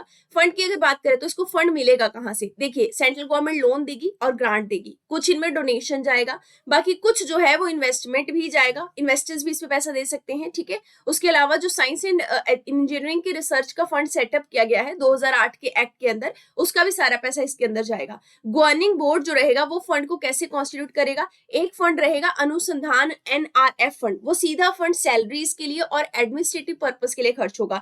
एक सेक्शन इनोवेशन फंड का होगा, पैसा रिसर्च में यूज होगा। एक होगा science and engineering research fund जो कि सर्ब एक्ट 2008 के तहत बनाया गया है, ये प्रोजेक्ट के कंटिन्यूएशन के लिए होगा, अलग अलग प्रोजेक्ट को इंप्लीमेंट करने के लिए। फिर एक और स्पेशल पर्पस फंड होगा जो किसी स्पेसिफिक रिसर्च के लिए रखा जाएगा। अगर बात की जाए science and engineering research board की, अब इसको खत्म कर दिया गया है क्योंकि इसका फंड भी NRF में यूज होगा, तो इसका बोर्ड के जो मेंबर्स थे उनको भी NRF में सबस्यूम कर दिया गया है। सर्ब एक स्टैट्यूटरी बॉडी थी, सर्व एक्ट 2008 के तहत बनाई गई थी। अनुसंधान एनआरएफ जो है ये यूएसए की नेशनल साइंस फाउंडेशन को देखते हुए बनाया गया है। अगली बात करेंगे national curriculum framework for school education के बारे में। मिनिस्ट्री ऑफ एजुकेशन के द्वारा ये करिकुलम रिलीज किया गया है। इसको प्रिपेयर किया है एनसीईआरटी ने, जो कि एजुकेशन मिनिस्ट्री के अंडर ही काम करती है। देखिए ये आपका करिकुलर फ्रेमवर्क है क्या, इसका मेन पर्पस है पेडागोजी जो है और जो मतलब हमारा पूरा करिकुलम है स्कूल सिस्टम का उसको बदलना, उसको प्रैक्टिकल तरीके में लेके जाना। इस फ्रेमवर्क में एक डिजाइन है जिसका नाम है 5+3+3+4, मतलब इस तरीके से स्कूलिंग को अरेंज किया गया है। ये डिजाइन नेशनल एजुकेशन पॉलिसी 2020 में मेंशन किया गया था। और ध्यान रखेंगे national curriculum framework for school education को 2005 में आखिरी बार रिवाइज किया गया था। एक प्रोफेसर के कस्तूरी रंगन जी के अंडर नेशनल स्टीयरिंग कमेटी बनाई गई थी। उस कमेटी ने ही न्यू एजुकेशन पॉलिसी के तहत इस करिकुलम को डिजाइन किया, इसके बारे में बताया। आपकी जो एजुकेशन पॉलिसी है वो ना केवल नेशनल लेवल का करिकुलम बल्कि स्टेट लेवल का जो करिकुलम फ्रेमवर्क है उसके बारे में भी बात करती है। और नेशनल एजुकेशन पॉलिसी 2020 में आई जिसमें बात किया गया है कि हमारा जो एजुकेशन सिस्टम है उसके अंदर पब्लिक इन्वेस्टमेंट को 6% ऑफ द जीडीपी हमें खर्च करना है, इतना हमारा खर्चा होना चाहिए एजुकेशन सेक्टर पे। और हमें ग्रॉस एनरोलमेंट रेशियो जो है ये 100% तक लेके जाना है। कहाँ से? प्री स्कूल से लेकर सेकेंडरी स्कूल यानी कि 12th क्लास तक 100% एनरोलमेंट, मतलब सारे के सारे बच्चे पढ़ने योग्य जो हैं हमारे देश के अंदर वो स्कूल में होने चाहिए। ये टारगेट 2030 तक का रखा है। जबकि gross enrolment ratio higher education यानी कि यूनिवर्सिटीज में, वोकेशनल एजुकेशन में हमने रखा है कि 50% तक हमारा टारगेट रहेगा 2035 तक। फीचर्स की बात करें तो इसी न्यू एजुकेशन पॉलिसी में ये 5+3+3+4 का सिस्टम है। इसके अलावा universal access at all to education ये बात की गई है, हर किसी को 12th ग्रेड तक जो एजुकेशन है उसका मतलब वो मुहैया करवाई जाएगी। फिर हम लोग एक असेसमेंट सेंटर जो है वो सेटअप करेंगे, परख के तहत असेसमेंट किया जाएगा एजुकेशन का, हमारे स्कूल सिस्टम का। सेपरेट जेंडर इंक्लूजन फंड लाया गया है ताकि लड़कियों को भी पढ़ाई के लिए एनकरेज किया जा सके। स्पेशल एजुकेशन जोन बनाए जाएंगे। अब आपको स्पेशल इकोनॉमिक जोन आपने इकोनॉमी में पढ़े होंगे, है ना, हम इकोनॉमी का पीटी 365 कर चुके हैं, उसमें मैंने करवाया भी था। तो इसी तरीके से स्पेशल एजुकेशन जोन बनाए जाएंगे डिसएडवांटेज रीजन और वहां के लोगों के लिए एजुकेशन लेके जाने के लिए। अब ये जो आपका फ्रेमवर्क है इसकी बात करेंगे। देखिए करिकुलम फ्रेमवर्क बात किया गया है 4 स्टेजेस पे तैयार होगा, यही 4 स्टेजेस हैं 5+3+3+4। सबसे पहली बात करेंगे एज ग्रुप के हिसाब से। फाउंडेशनल स्टेट क्या है कि 3 से 8 साल के बच्चों को टारगेट करना, उसके बाद 8 से 11 साल के बच्चों को टारगेट करना, फिर 11 से 14 साल के बच्चों को टारगेट करना, फिर 14 से 18 साल के बच्चों को टारगेट करना। बोर्ड एग्जामिनेशन की बात करें तो क्लास 10th और क्लास 12th के लिए बोर्ड के एग्जामिनेशन करवाए जाएंगे। जितने भी स्टूडेंट्स हैं उनको बोर्ड एग्जामिनेशन करने के लिए 2 बार मौका दिया जाएगा और फिर वो बेस्ट स्कोर जो उनका उसमें रहेगा उसको वो ले सकते हैं। मतलब आपने एक बार पेपर दे दिया, आपको लगा आपने अच्छे स्कोर नहीं अटेन किया तो आप दूसरी बार पेपर दीजिए, अगली बार अच्छे स्कोर आ गए तो उस वाले रिपोर्ट कार्ड को अपने पास रखिए। इसके अलावा पैटर्न की बात करें तो सेमेस्टर सिस्टम डिजाइन हो गया, साल में एग्जाम नहीं होगा, साल में 2 बार होगा। मल्टीलिंग्विज्म और इंडियन लैंग्वेजेस को प्रमोट किया जाएगा, आप किसी भी भाषा में पढ़ सकते हैं। फ्लेक्सिबिलिटी दी जाएगी सेकेंडरी स्टेज में, ऐसा नहीं है कि आप एकेडमिक और वोकेशनल सब्जेक्ट जो है उनको अलग अलग ही अडॉप्ट करेंगे। आप चाहें तो कुछ सब्जेक्ट एकेडमिक, कुछ वोकेशनल लेके या कुछ साइंस और कुछ आर्ट्स के सब्जेक्ट लेके कॉम्बिनेशन ऑफ स्टडी कर सकते हैं, पहले ऐसा नहीं होता था। वोकेशनल एजुकेशन की बात करें तो इसमें अलग अलग सेक्टर्स हैं, जैसे एग्रीकल्चर, एनिमल हस्बेंड्री, इसकी भी स्टडी की जा सकती है। मशीन्स, मटीरियल्स, इन सब के लिए भी कोर्सेज लाए जाएंगे। अब इंडिया के अंदर बहुत सारे डिसिप्लिन लाए जाएंगे जो हमारे इनिशियल एजुकेशन सिस्टम में हुआ करते थे, उनको भी इसमें फ्रेम करके लाया जाएगा। साइंटिफिक इंक्वायरी के लिए कैपेसिटी बिल्ड की जाएगी बच्चों में, उनको लॉ, थ्योरीज ये सब प्रैक्टिकल तरीके से सिखाई जाएंगी। फिर उसके अलावा जो आपका सेकेंडरी स्टेज है 12th के आसपास का जो एरिया होता है उसमें एक सेपरेट सब्जेक्ट दिया जाएगा स्टडी के लिए जो आप अपनी मर्जी से ले सकते हैं। एनवायरमेंटल एजुकेशन भी दिया जाएगा और ये हर एक स्टेज ऑफ स्कूलिंग पे होगा, मतलब शुरू से लेकर एंड तक जब तक आप स्कूल में पढ़ेंगे एनवायरमेंट एजुकेशन रहेगा। ये रहा आपका नया एकेडमिक स्ट्रक्चर। तो नया पेडागोजिकल जो स्ट्रक्चर है वो 5+3+3+4 है। 3 साल तो आंगनवाड़ी और प्री स्कूल में हो गए और फिर उसके बाद अगले 12 साल स्कूल में। अब बात करेंगे हम लोग स्टेजेस की। सबसे पहले तो 4 साल नीचे से शुरू करेंगे, आई थिंक हाँ नीचे से ही शुरू करेंगे। सबसे पहले मल्टी लेवल प्ले या फिर एक्टिविटी बेस्ड लर्निंग रहेगी, मतलब 3 से 6 साल के बच्चे चले गए आपके प्री स्कूल में यानी कि बाल वाटिका में, 3 साल का बच्चा आंगनवाड़ी में भी जा सकता है। उसके बाद आपके 6 से 8 साल के जो बच्चे रहेंगे क्लास फर्स्ट और सेकंड के, उनको 2 साल वहां पे लगेंगे, ठीक है, जो आपका मल्टी लेवल प्ले एक्टिविटी का स्कूल होता है। 8 से 11 साल के बच्चे जो कि 3rd से 5th क्लास में रहेंगे वो 3 साल तक रहेंगे आपके एक्टिविटी बेस्ड लर्निंग में भी, और उनको क्लासरूम लर्निंग भी दी जाएगी, मतलब अब ब्लैक बोर्ड वगैरह यूज करके पढ़ाया जाएगा। फिर 11 से 14 साल के बच्चे जो कि 6th से 8th क्लास में होंगे, 3 साल के लिए वहां रहेंगे, उनको एक एक्सपेरिमेंटल लर्निंग जिसमें science, maths, arts, social science वो सब सीखेंगे। फिर आपके 14 से 18 साल के बच्चे जो क्लास 9 से 12 तक रहेंगे, इनको मल्टी डिसिप्लिनरी स्टडी सिखाई जाएगी, क्रिटिकल थिंकिंग पे इनकी वर्क किया जाएगा और अपनी चॉइस ऑफ सब्जेक्ट में ये पढ़ सकते हैं। अगली बात करेंगे परफॉर्मेंस ग्रेडिंग इंडेक्स के बारे में। देखिए कैसा हमारा स्कूल एजुकेशन सिस्टम वर्क कर रहा है, उसी के लिए इंडेक्स निकाला गया है। इसको मिनिस्ट्री ऑफ एजुकेशन रिलीज करती है। इन्होंने इसकी 2 रिपोर्ट जारी करी। एक तो performance grading index second point 2.0 राज्यों के लिए, हर एक राज्य का स्कूल एजुकेशन सिस्टम कंपेयर करेंगे, और दूसरा है डिस्ट्रिक्ट लेवल का, हर एक डिस्ट्रिक्ट का सिलेक्ट करेंगे और देखेंगे रैंकिंग प्रोवाइड करके। सबसे पहले बात करेंगे ये करता क्या है, स्कूल के एजुकेशन सिस्टम को स्टेट और डिस्ट्रिक्ट लेवल पे ही असेस करता है, उसका असेसमेंट करता है। जैसे हमारा होता था ना स्कूल टाइम में असेसमेंट, वैसे ही unified district information system for education plus, ये इसके बेस पे बनाया गया है। 2021-22 का ये डाटा यूज करता है। नेशनल अचीवमेंट सर्वे का जो डाटा है उसको भी ये यूज करता है। इसमें राज्यों को और डिस्ट्रिक्ट्स को 10 ग्रेड्स यानी कि 10 ग्रेड्स दिए जाते हैं। अब सबसे हाईएस्ट ग्रेड है अगर किसी स्कूल एजुकेशन सिस्टम को कह दिया कि दक्ष है, ये मतलब highest performing school education system है वहां का। उससे नीचे है उत्कर्ष, फिर है अति उत्तम, फिर है उत्तम, फिर है आपका प्रतिष्ठा 1 2 3, उसके बाद है आपका आकांक्षी 1 2 3, आकांक्षी 3 सबसे लोएस्ट ग्रेड है। अब 2.0 निकाला गया है 2021-22 के लिए। इस हिसाब से अगर देखें तो स्टेट जो है, मतलब अगर देखें तो ये हाईलाइट जो है इस साल के वो अभी देखेंगे आगे। इसमें ये समझ लीजिए कि सबसे पहले जो फर्स्ट वर्जन था वो आपको 2017-18 में निकाला गया था। मेजर हाईलाइट में बात करेंगे, किसी भी राज्य या यूनियन टेरिटरी को हाईएस्ट ग्रेड यानी कि दक्ष नहीं मिला है, और प्रचेष्टा जो है वो डेफिनेटली मिला है 2 राज्यों को, पंजाब और एक चंडीगढ़ आपका यूटी। उसके बाद 3 राज्य अरुणाचल प्रदेश, मेघालय और मिजोरम, ये लोएस्ट ग्रेड वाले हैं, आकांक्षी 3 इनको ग्रेड मिला है। फिर अगर बात की जाए तो मैक्सिमम और मिनिमम स्कोर वाले जो राज्य हैं उनमें काफी डेविएशन देखने को मिला है, यानी कि अगर किसी राज्य का स्कूल सिस्टम बहुत अच्छा है तो किसी का बहुत ही खराब है।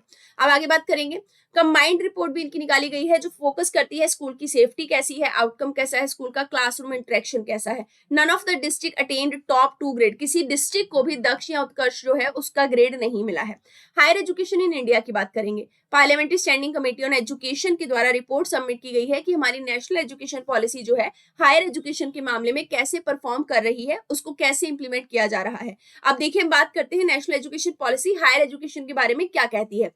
जैसा हमने पीछे देखा था कि ग्रॉस एनरोलमेंट रेशियो के बारे में बात करते हैं कि हायर एजुकेशन में यानी कि यूनिवर्सिटी और वोकेशनल एजुकेशन में हम लोग ग्रॉस एनरोलमेंट रेशियो 50% करेंगे by the year 2035। Gross enrolment ratio क्या होता है, जितने भी स्टूडेंट एलिजिबल हैं, मतलब जितने स्टूडेंट हायर एजुकेशन में होने चाहिए एलिजिबिलिटी के हिसाब से, उतने के उतने वहां होने चाहिए, तो हम कहेंगे 100% GER है। अगर ऐसा नहीं है, रेस्ट ऑफ द बच्चे इसमें से निकल के मान के चलिए काम करने लग गए, मतलब फैक्ट्रीज वगैरह में लग गए, तो ग्रॉस एनरोलमेंट रेशियो ड्रॉप हो जाएगा। तो यही है कि number of the student which are enrolled in the higher education as a percentage of eligible population. अब एलिजिबल कैसे काउंट करेंगे, 18 से 23 साल का बच्चा होता है जो आपका हायर एजुकेशन की तरफ जाता है, तो इतने वर्ग के लोगों को टारगेट किया जाएगा। अब मल्टीपल एग्जिट ऑप्शन है इस बार हायर एजुकेशन में, मतलब मान के चलिए 3 से 4 साल का ड्यूरेशन है आपका अंडर ग्रेजुएट की डिग्री का। आप चाहें तो इसमें से कभी भी एग्जिट करके दूसरे कोर्स को ले सकते हैं। आपने BSc केमिस्ट्री लिया, नहीं मन हुआ 1 साल बाद, तो आप BCA ले लीजिए अगले साल, मतलब इस तरीके का वेरिएबिलिटी दिया गया है।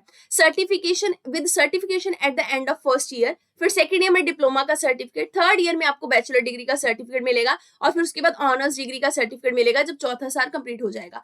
एकेडमिक बैंक ऑफ एक क्रेडिट बनाया गया है। ये क्या है, एक डिजिटल स्टोर है, जिसमें डिजिटल स्टोर या ऐसे मान लीजिए डिजिटली आपका रिपोर्ट कार्ड रहेगा, ठीक है। उसके अंदर आपका एकेडमिक का कैसा रिकॉर्ड रहा है उसके क्रेडिट या स्कोर ऐड होते रहेंगे। Multi disciplinary educational and research university पूरे कंट्री में सेटअप की जाएंगी, ताकि अलग अलग डिसिप्लिन में एक साथ आप मतलब वर्क कर सके। जैसा मैंने बोला, 1 साल ये पढ़ लिया, 1 साल ये पढ़ लिया, इस तरीके से। National research foundation obviously setup किया गया है। इंटरनेशनलाइजेशन ऑफ एजुकेशन किया जाएगा, यानी कि जितनी भी टॉप वर्ल्ड यूनिवर्सिटी हैं उनको भी अलाउ किया जाएगा इंडिया के अंदर कैंपस खोलने के लिए। National educational technology forum establish किया जाएगा, जिसका मेन पर्पस क्या होगा, टेक्नोलॉजी की मदद से आइडियाज को फ्री में एक्सचेंज करना, स्कूल्स और हायर एजुकेशन को इंटरलिंक करना। हायर एजुकेशन की बात करें तो 2021-22 में ग्रॉस एनरोलमेंट रेशियो जो था वो लगभग 28.4% था, लेकिन इतना खास नहीं था। फीमेल का gross enrolment ratio definitely increase होकर 28.5% हो गया है 2021-22 में। अब गोल्स की बात करें, 2020 की पॉलिसी बात करती है हायर एजुकेशन को लेकर कि at least 1 large multidisciplinary higher education education institution जो है वो हर एक डिस्ट्रिक्ट के अंदर होना चाहिए साल 2030 तक। इसके अलावा एम्पावर्ड बोर्ड ऑफ गवर्नर बनाया जाएगा। वो गवर्नर्स क्या करेंगे, हायर एजुकेशन सिस्टम जो है उसके फ्रेमवर्क को तैयार करेंगे। ये 2035 तक बोर्ड बनाया जाएगा। जितने भी हायर एजुकेशन इंस्टीट्यूशन है इनको मल्टी डिसिप्लिनरी इंस्टीट्यूशन बनने के लिए 2040 तक का समय दिया जाएगा। ग्रॉस एनरोलमेंट रेशियो हम कितना करेंगे, 50% करेंगे 2035 तक। बाय 2025 क्या किया जाएगा, एटलीस्ट जो 50% लर्नर हैं जो कि स्कूल और एजुकेशन सिस्टम से निकल रहे हैं उनको वोकेशनल एजुकेशन भी सिखाई। रैंकिंग टाइम्स हायर एजुकेशन के द्वारा 108 कंट्रीज की एक 1904 यूनिवर्सिटीज को रिलीज की जाती है। लास्ट टाइम 2023 में इंडिया की 75 यूनिवर्सिटीज थी जिनको इसमें प्लेस मिला था, इस बार 91 यूनिवर्सिटीज हैं। देखिए best university in the world का टाइटल ऑक्सफोर्ड यूनिवर्सिटी को मिला है जो कि यूके के अंदर है। इंडियन इंस्टीट्यूट ऑफ साइंस जो कि बैंगलोर के अंदर है, इसको 201 से लेकर 250 की ब्रैकेट के बीच का स्कोर मिला है और ये इंडियन यूनिवर्सिटी की लिस्ट में टॉप की यूनिवर्सिटी है। 4 इंडियन यूनिवर्सिटीज 501 से लेकर 600 की ब्रैकेट में आई हैं, जिसमें अन्ना university, Jamia university, Mahatma Gandhi university और शूलिनी यूनिवर्सिटी है। इंडिया 2024 की रैंकिंग में अगर देखें तो 4th most well represented nation है in terms of universities. India का रैंक इसमें इंप्रूव हुआ है बिकॉज 2023 में 6th रैंकिंग थी। कुछ और ग्लोबल रैंकिंग की बात करें तो ग्लोबल 2023 की रिपोर्ट आती है जिसको वर्ल्ड यूनिवर्सिटी रैंकिंग के सेंटर के द्वारा रिलीज किया जाता है, जिसमें वर्ल्ड की 2000 यूनिवर्सिटीज को कंपेयर किया जाता है। इसमें कैसे कंपैरिजन होता है, उस यूनिवर्सिटी में क्वालिटी ऑफ एजुकेशन कैसा है, एम्प्लॉयबिलिटी कैसी है, उसके बाद क्वालिटी ऑफ फैकल्टी कैसी है, वहां पे टीचर्स कैसे हैं, रिसर्च परफॉर्मेंस कैसा है, इन सब पैरामीटर्स को देखा जाता है। इंडिया की परफॉर्मेंस में देखें तो 64 इंडियन यूनिवर्सिटीज जो हैं वो इस लिस्ट का भी हिस्सा रही हैं। फिर एक मोस्ट इंपॉर्टेंट रैंकिंग है टाइम्स के बाद क्यूएस वर्ल्ड यूनिवर्सिटी रैंकिंग। इसको भी बहुत ज्यादा देखा जाता है यूनिवर्सिटी एजुकेशन के असेसमेंट के लिए। इसको क्यूएस के द्वारा रिलीज किया जाता है। इसमें एकेडमिक रेपुटेशन, एम्प्लॉयर का रेपुटेशन और फैकल्टी का रिसर्च जो है उसको एनालाइज किया जाता है। आईआईटी बॉम्बे को इसमें 149 रैंक मिला है। डीम्ड टू बी यूनिवर्सिटीज की बात करेंगे, मिनिस्ट्री ऑफ एजुकेशन के द्वारा यूनिवर्सिटी के लिए एक गाइडलाइन निकाली गई है। मतलब देखिए डीम्ड टू बी यूनिवर्सिटी का मतलब होता है जो यूनिवर्सिटी खुद को एज ए यूनिवर्सिटी डिक्लेयर कर सकती है, सेल्फ डिक्लेरेशन पे जा सकती है। ये नए रेगुलेशन क्या कहते हैं, इसमें देखिए 2019 के जो यूजीसी के रूल्स थे उनको क्या कर दिया गया, अमेंड कर दिया गया। नए वाले रेगुलेशन बात करते हैं कि हमें क्वालिटी पे फोकस करना है हायर एजुकेशन लैंडस्केप के। हमें इससे फर्क नहीं पड़ना चाहिए कि उसको डीम्ड टू बी यूनिवर्सिटी बनने के लिए कितने साल का पहले एक्सपीरियंस होना चाहिए। कुछ रेगुलेशन है इसके लिए, जैसे कि जो आपका 20 साल से पुराना इंस्टीट्यूशन है, मतलब सॉरी जिसको 20 साल हो गए इंस्टीट्यूशन को सेटअप किए हुए, उसको अब डीम्ड टू बी यूनिवर्सिटी का स्टेटस दिया जा सकता है। 2019 की रेगुलेशन में ये कहा गया था कि 20 साल पूरे ही होने चाहिए, 20 साल से ज्यादा या 20 साल तभी आप डीम्ड टू बी यूनिवर्सिटी बनेंगे। लेकिन अब क्या है, 20 साल हो गए या फिर 20 साल से अगर हल्का फुल्का कम भी है, then also the university can be put into the status of deemed to be university. इसके अलावा क्लस्टर ऑफ इंस्टीट्यूशन जो है इसको more than one sponsoring body के द्वारा मैनेज किया जाएगा और यही अप्लाई कर सकते हैं deemed to be university status के लिए। और ये स्टेटस जो है ये एग्जीक्यूटिव काउंसिल के प्रायर अप्रूवल से ही मिलेगा। जो भी institution deemed to be university होगा इसको एकेडमिक बैंक ऑफ क्रेडिट पहले सेटअप करना पड़ेगा। मैंने आपको बताया था ना कि हर एक स्टूडेंट का एक रिपोर्ट कार्ड रहेगा ऑनलाइन तरीके से जिसमें क्रेडिट रहेंगे। तो अगर किसी यूनिवर्सिटी में ये एकेडमिक बैंक ऑफ क्रेडिट नहीं है तो वो यूनिवर्सिटी डीटीबीयू नहीं बन सकती। अब आपकी डीम्ड टू बी यूनिवर्सिटी क्या है, यूजीसी का एक्ट 1956 बोलता है कि सेंट्रल गवर्नमेंट जो है वो किसी भी इंस्टीट्यूशन को अदर देन ए यूनिवर्सिटी, अगर यूनिवर्सिटी का दर्जा नहीं देना, डीम्ड टू बी यूनिवर्सिटी का दर्जा दे सकती है। डीम्ड टू का मतलब वो बनने वाली है यूनिवर्सिटी, मतलब it is very near to be the university, ऐसे अभी बनी नहीं है फुल फ्लेज, है ना। एनसीईआरटी जो है इसने डीम्ड टू बी यूनिवर्सिटी का स्टेटस जो है वो हाल फिलहाल काफी इंस्टीट्यूशन को ग्रांट किया। इससे क्या होता है, ग्रेजुएशन, पोस्ट ग्रेजुएशन, डॉक्टोरल की डिग्रीज आपको उसी इंस्टीट्यूट से मिल जाती हैं। जैसे हमने देखा होगा अपने एरिया में कभी कोई कॉलेज रहा होगा और कॉलेज वो आगे चल के उसने खुद की अपनी यूनिवर्सिटी खोल ली, तो इसका मतलब कॉलेज ही डिग्री जारी करेगा, कॉलेज ही आपका पोस्ट ग्रेजुएशन सर्टिफिकेट सब कुछ जारी करेगा। ऑटोनॉमी बहुत ज्यादा हो जाती है, वो अपने तरीके से अपने प्रोग्राम, अपना कोर्स स्ट्रक्चर जो है वो फ्रेम कर सकते हैं। एलिजिबिलिटी क्राइटेरिया क्या है, कैसे आप डीम्ड टू बी यूनिवर्सिटी का स्टेटस अप्लाई कर सकते हो। देखिए एक ना एक्रेडिटेशन काउंसिल के द्वारा मतलब बोलिए कि स्कोर या ग्रेड दिया जाता है। जैसे आपका स्कूल सिस्टम में होता है ना परफॉर्मेंस रैंकिंग इंडेक्स, वैसे ही होता है यूनिवर्सिटी लेवल पे एनएसीसी का सर्टिफिकेट। ये सर्टिफिकेट अगर ए ग्रेड देता है किसी को तो आम सी बात है ए ग्रेड के हिसाब से इस सर्टिफिकेट में वो university deemed to be university के लिए एलिजिबल हो जाएगी। और फिर किसी यूनिवर्सिटी को अगर एनबीए का सर्टिफिकेट मिला हुआ है तो भी एलिजिबल है। अगर टॉप 50 में आती है university national institution ranking framework में पिछले 3 सालों में तो भी वो डीम्ड टू बी यूनिवर्सिटी बन सकती है। और एनआईआरएफ की ओवरऑल रैंकिंग में अगर टॉप 100 में है then also it can apply for the deemed to be university status. अगली बात करेंगे फॉरेन हायर एजुकेशन इंस्टीट्यूशन के बारे में। देखिए यूजीसी के द्वारा फॉरेन हायर एजुकेशन इंस्टीट्यूशन जो है उनके इंडिया में कैंपस सेटअप करने के लिए रेगुलेशन निकाली गई है। अब ऐसा होगा ना कि फॉरेन में कोई यूनिवर्सिटी है वो इंडिया के अंदर अपना आके कॉलेज खोलना चाहती है, तो कैसे होगा, वो एक फ्रेमवर्क के तहत होगा। इसकी बात नेशनल एजुकेशन पॉलिसी 2020 में की गई है। रेगुलेशन में क्या कहा गया है, रेगुलेशन में कहा गया है कि अगर किसी भी फॉरेन की यूनिवर्सिटी को यहाँ पे आके अपना कॉलेज वगैरह खोलना है तो पहले यूजीसी का अप्रूवल लेना पड़ेगा, जगह बतानी पड़ेगी जहां पे वो अपना कैंपस खोलना चाहते हैं, क्या क्या वो प्रोग्राम देंगे वो सब बताना पड़ेगा।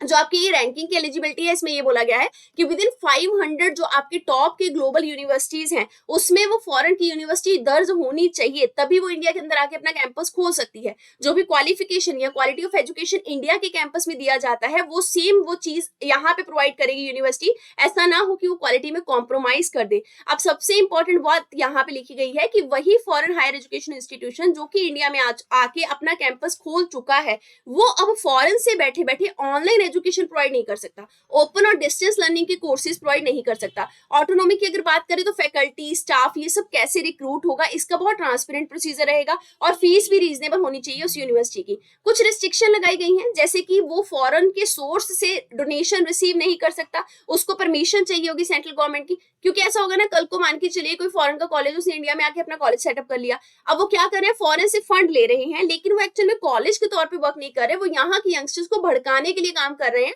लेकिन सेटअप वो एज ए यूनिवर्सिटी हुए हैं। इसीलिए जब वो फंड लेगा फॉरेन से तो उनको सेंट्रल गवर्नमेंट का पहले परमिशन लेना होगा ताकि ट्रांसपेरेंट मैकेनिज्म से वो फंड कहाँ खर्च हो रहा है या हम देख सके। ऑडिट की बात करें तो रेगुलरली ऑडिट भी किया जाएगा कि वो कैसे अपना फंड जो है यूज कर रहे हैं। Foreign exchange management act, foreign contribution regulation act, ये दो एक्ट हैं जो डील करते हैं फॉरेन से आने वाले फंड की असेसमेंट को लेकर। इसके तहत भी इनके फंड का असेसमेंट किया जाएगा। अब सिग्निफिकेंस क्या रहेगा, अगर ये खुली इंडिया के अंदर आम सी बात है क्वालिटी एजुकेशन इंप्रूव होगा, फॉरेन एक्सचेंज आउटफ्लो बढ़ेगा, मतलब विदेशों के स्टूडेंट यहाँ आके पढ़ेंगे, यहाँ से फॉरेन जाके पढ़ेंगे, रिसर्च अपॉर्चुनिटी इंडिया के अंदर बढ़ेगी और ब्रेन ड्रेन जो है वो कंट्रोल हो जाएगा। देखिए हम सबको पता है बहुत सारे यंगस्टर्स यहाँ पे आईआईटी आईआईएम से पढ़ते हैं लेकिन फिर जॉब करने के लिए यूएसए वगैरह चले जाते हैं, या फिर बहुत सारे यहाँ पढ़ते नहीं है सीधा फॉरेन चले जाते हैं। तो हमारा जो यंग सेक्शन ऑफ पॉपुलेशन है जिसको कहते हैं कि highest brain of the country है ना, वो सब यहाँ से ड्रेन हो रहे हैं। इसको नेक्स्ट न्यूज है नेशनल क्रेडिट फ्रेमवर्क के बारे में। यूजीसी के द्वारा इस फ्रेमवर्क की रिपोर्ट को जारी किया गया है। देखिए नेशनल एजुकेशन पॉलिसी कहती है कि सेंटर के द्वारा एक हाई लेवल की कमेटी का फॉर्मेशन किया जाएगा जिसका मेन पर्पस यही होगा कि नेशनल लेवल पे क्रेडिट फ्रेमवर्क जो है उसके रूल्स का फ्रेमवर्क तैयार रखना। ये दरअसल आपका क्रेडिट फ्रेमवर्क जो है ये जिस हाई लेवल कमेटी के द्वारा डिवेल्प किया जाएगा उस कमेटी के जो मेंबर्स हैं वो यूजीसी थे, all India council for technical education से, एनसीईआरटी से, मिनिस्ट्री ऑफ स्किल डेवलपमेंट से, मिनिस्ट्री ऑफ एजुकेशन से, सीबीएसई से, सब जगह से होंगे। अब मान के चलिए एक बच्चा है उसने स्कूलिंग करी, फिर वोकेशनल एजुकेशन करी, फिर वो यूनिवर्सिटी के अंदर चला गया, फिर उसने पोस्ट ग्रेजुएशन करी, इस सब के अंदर उसको कुछ क्रेडिट मिला होगा, मतलब कुछ स्कोर मिला होगा जो उसका रिपोर्ट कार्ड होगा। सबका एक इंटीग्रेटेड स्कोर, सबको जोड़ के ओवरऑल उसका एक क्या स्कोर रहा है वही इस नेशनल क्रेडिट फ्रेमवर्क में तैयार किया जाएगा।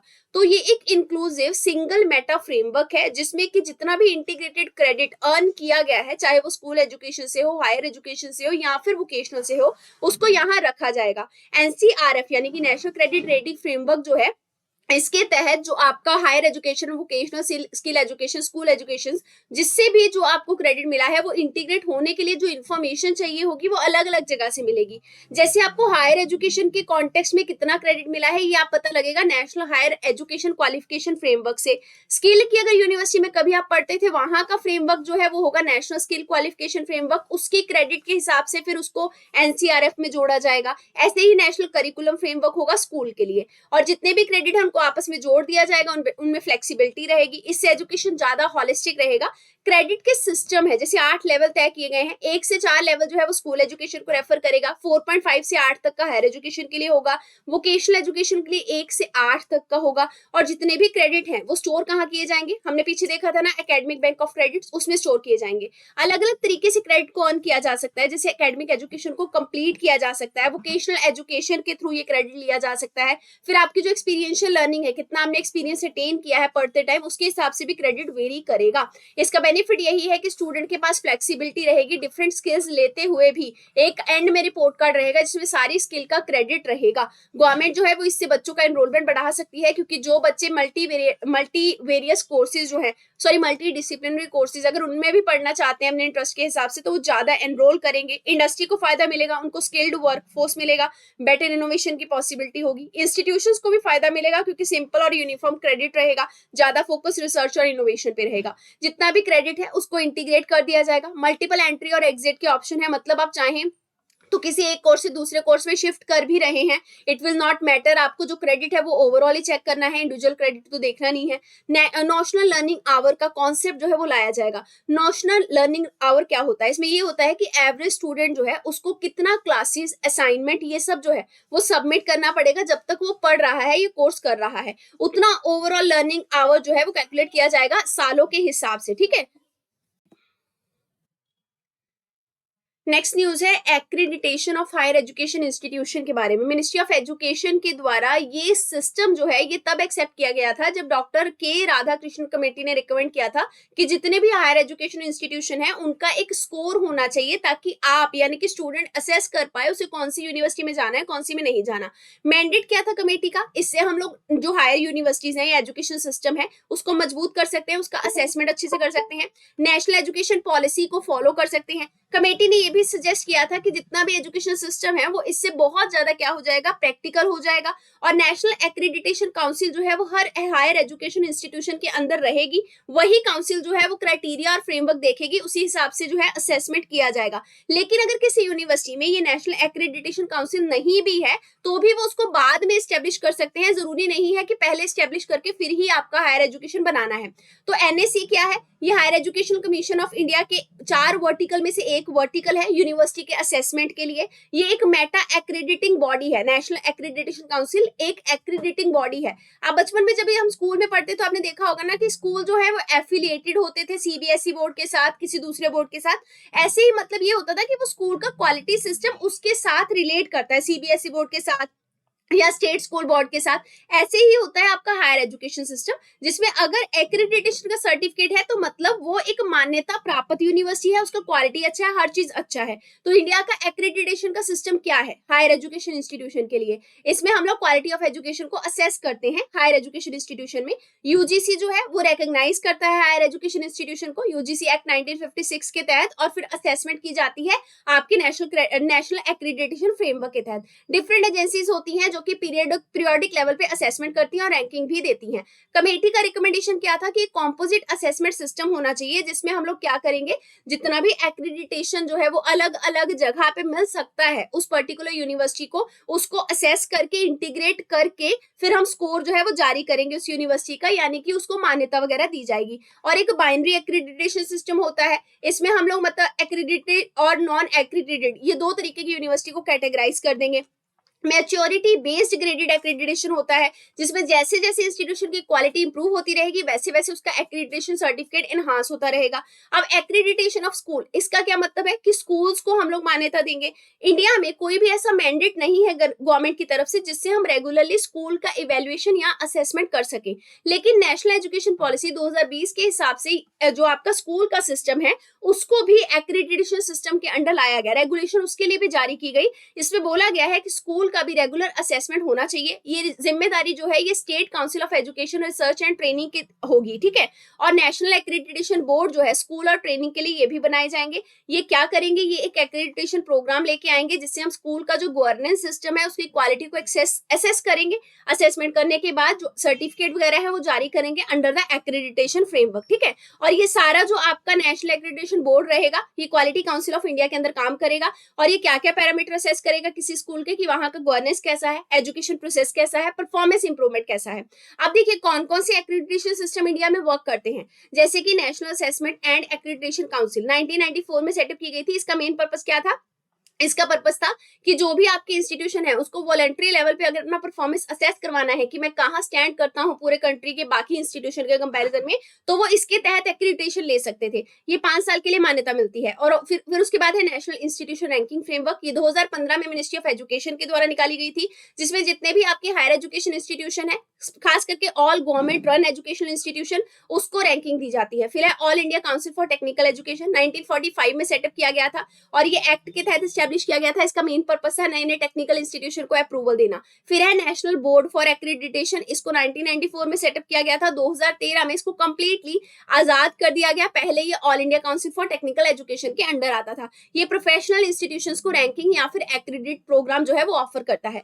कुछ और इंपॉर्टेंट न्यूज में सबसे पहला है इंडिया की रैंकिंग 2023 की हायर एजुकेशन इंस्टीट्यूशन के मामले में। ये रैंकिंग मिनिस्ट्री ऑफ एजुकेशन के द्वारा रिलीज की जाती है। ये 8वां एडिशन था। इसमें देखते हैं अलग अलग पैरामीटर्स पे इंस्टीट्यूशन कैसे वर्क कर रहे हैं। हायर एजुकेशन इंस्टीट्यूशन यानी कि कॉलेजेस वगैरह, वहां की टीचिंग देखी जाती है, research system, learning, perception, outcome, ये सब चेक किया जाता है। 2023 का जो एडिशन है वो इसलिए थोड़ा सा अलग है क्योंकि इसमें नया जो सब्जेक्ट है एग्रीकल्चर और एलाइड सेक्टर, इसको ऐड किया गया है असेसमेंट के लिए। फिर इनोवेशन की रैंकिंग भी डाली गई है। उसके अलावा आर्किटेक्चर और आर्किटेक्चर एंड प्लानिंग, इसको एक्सपैंड कर दिया गया है। IIT मद्रास ने इसमें टॉप किया है। सेकेंड आपका Indian institute of science Bengaluru रहा है। नेक्स्ट बात करेंगे नेशनल मेडिकल कमीशन के बारे में। इसको WFME के द्वारा रिकॉग्नाइज किया गया है 10 सालों के लिए। अब WFME क्या है?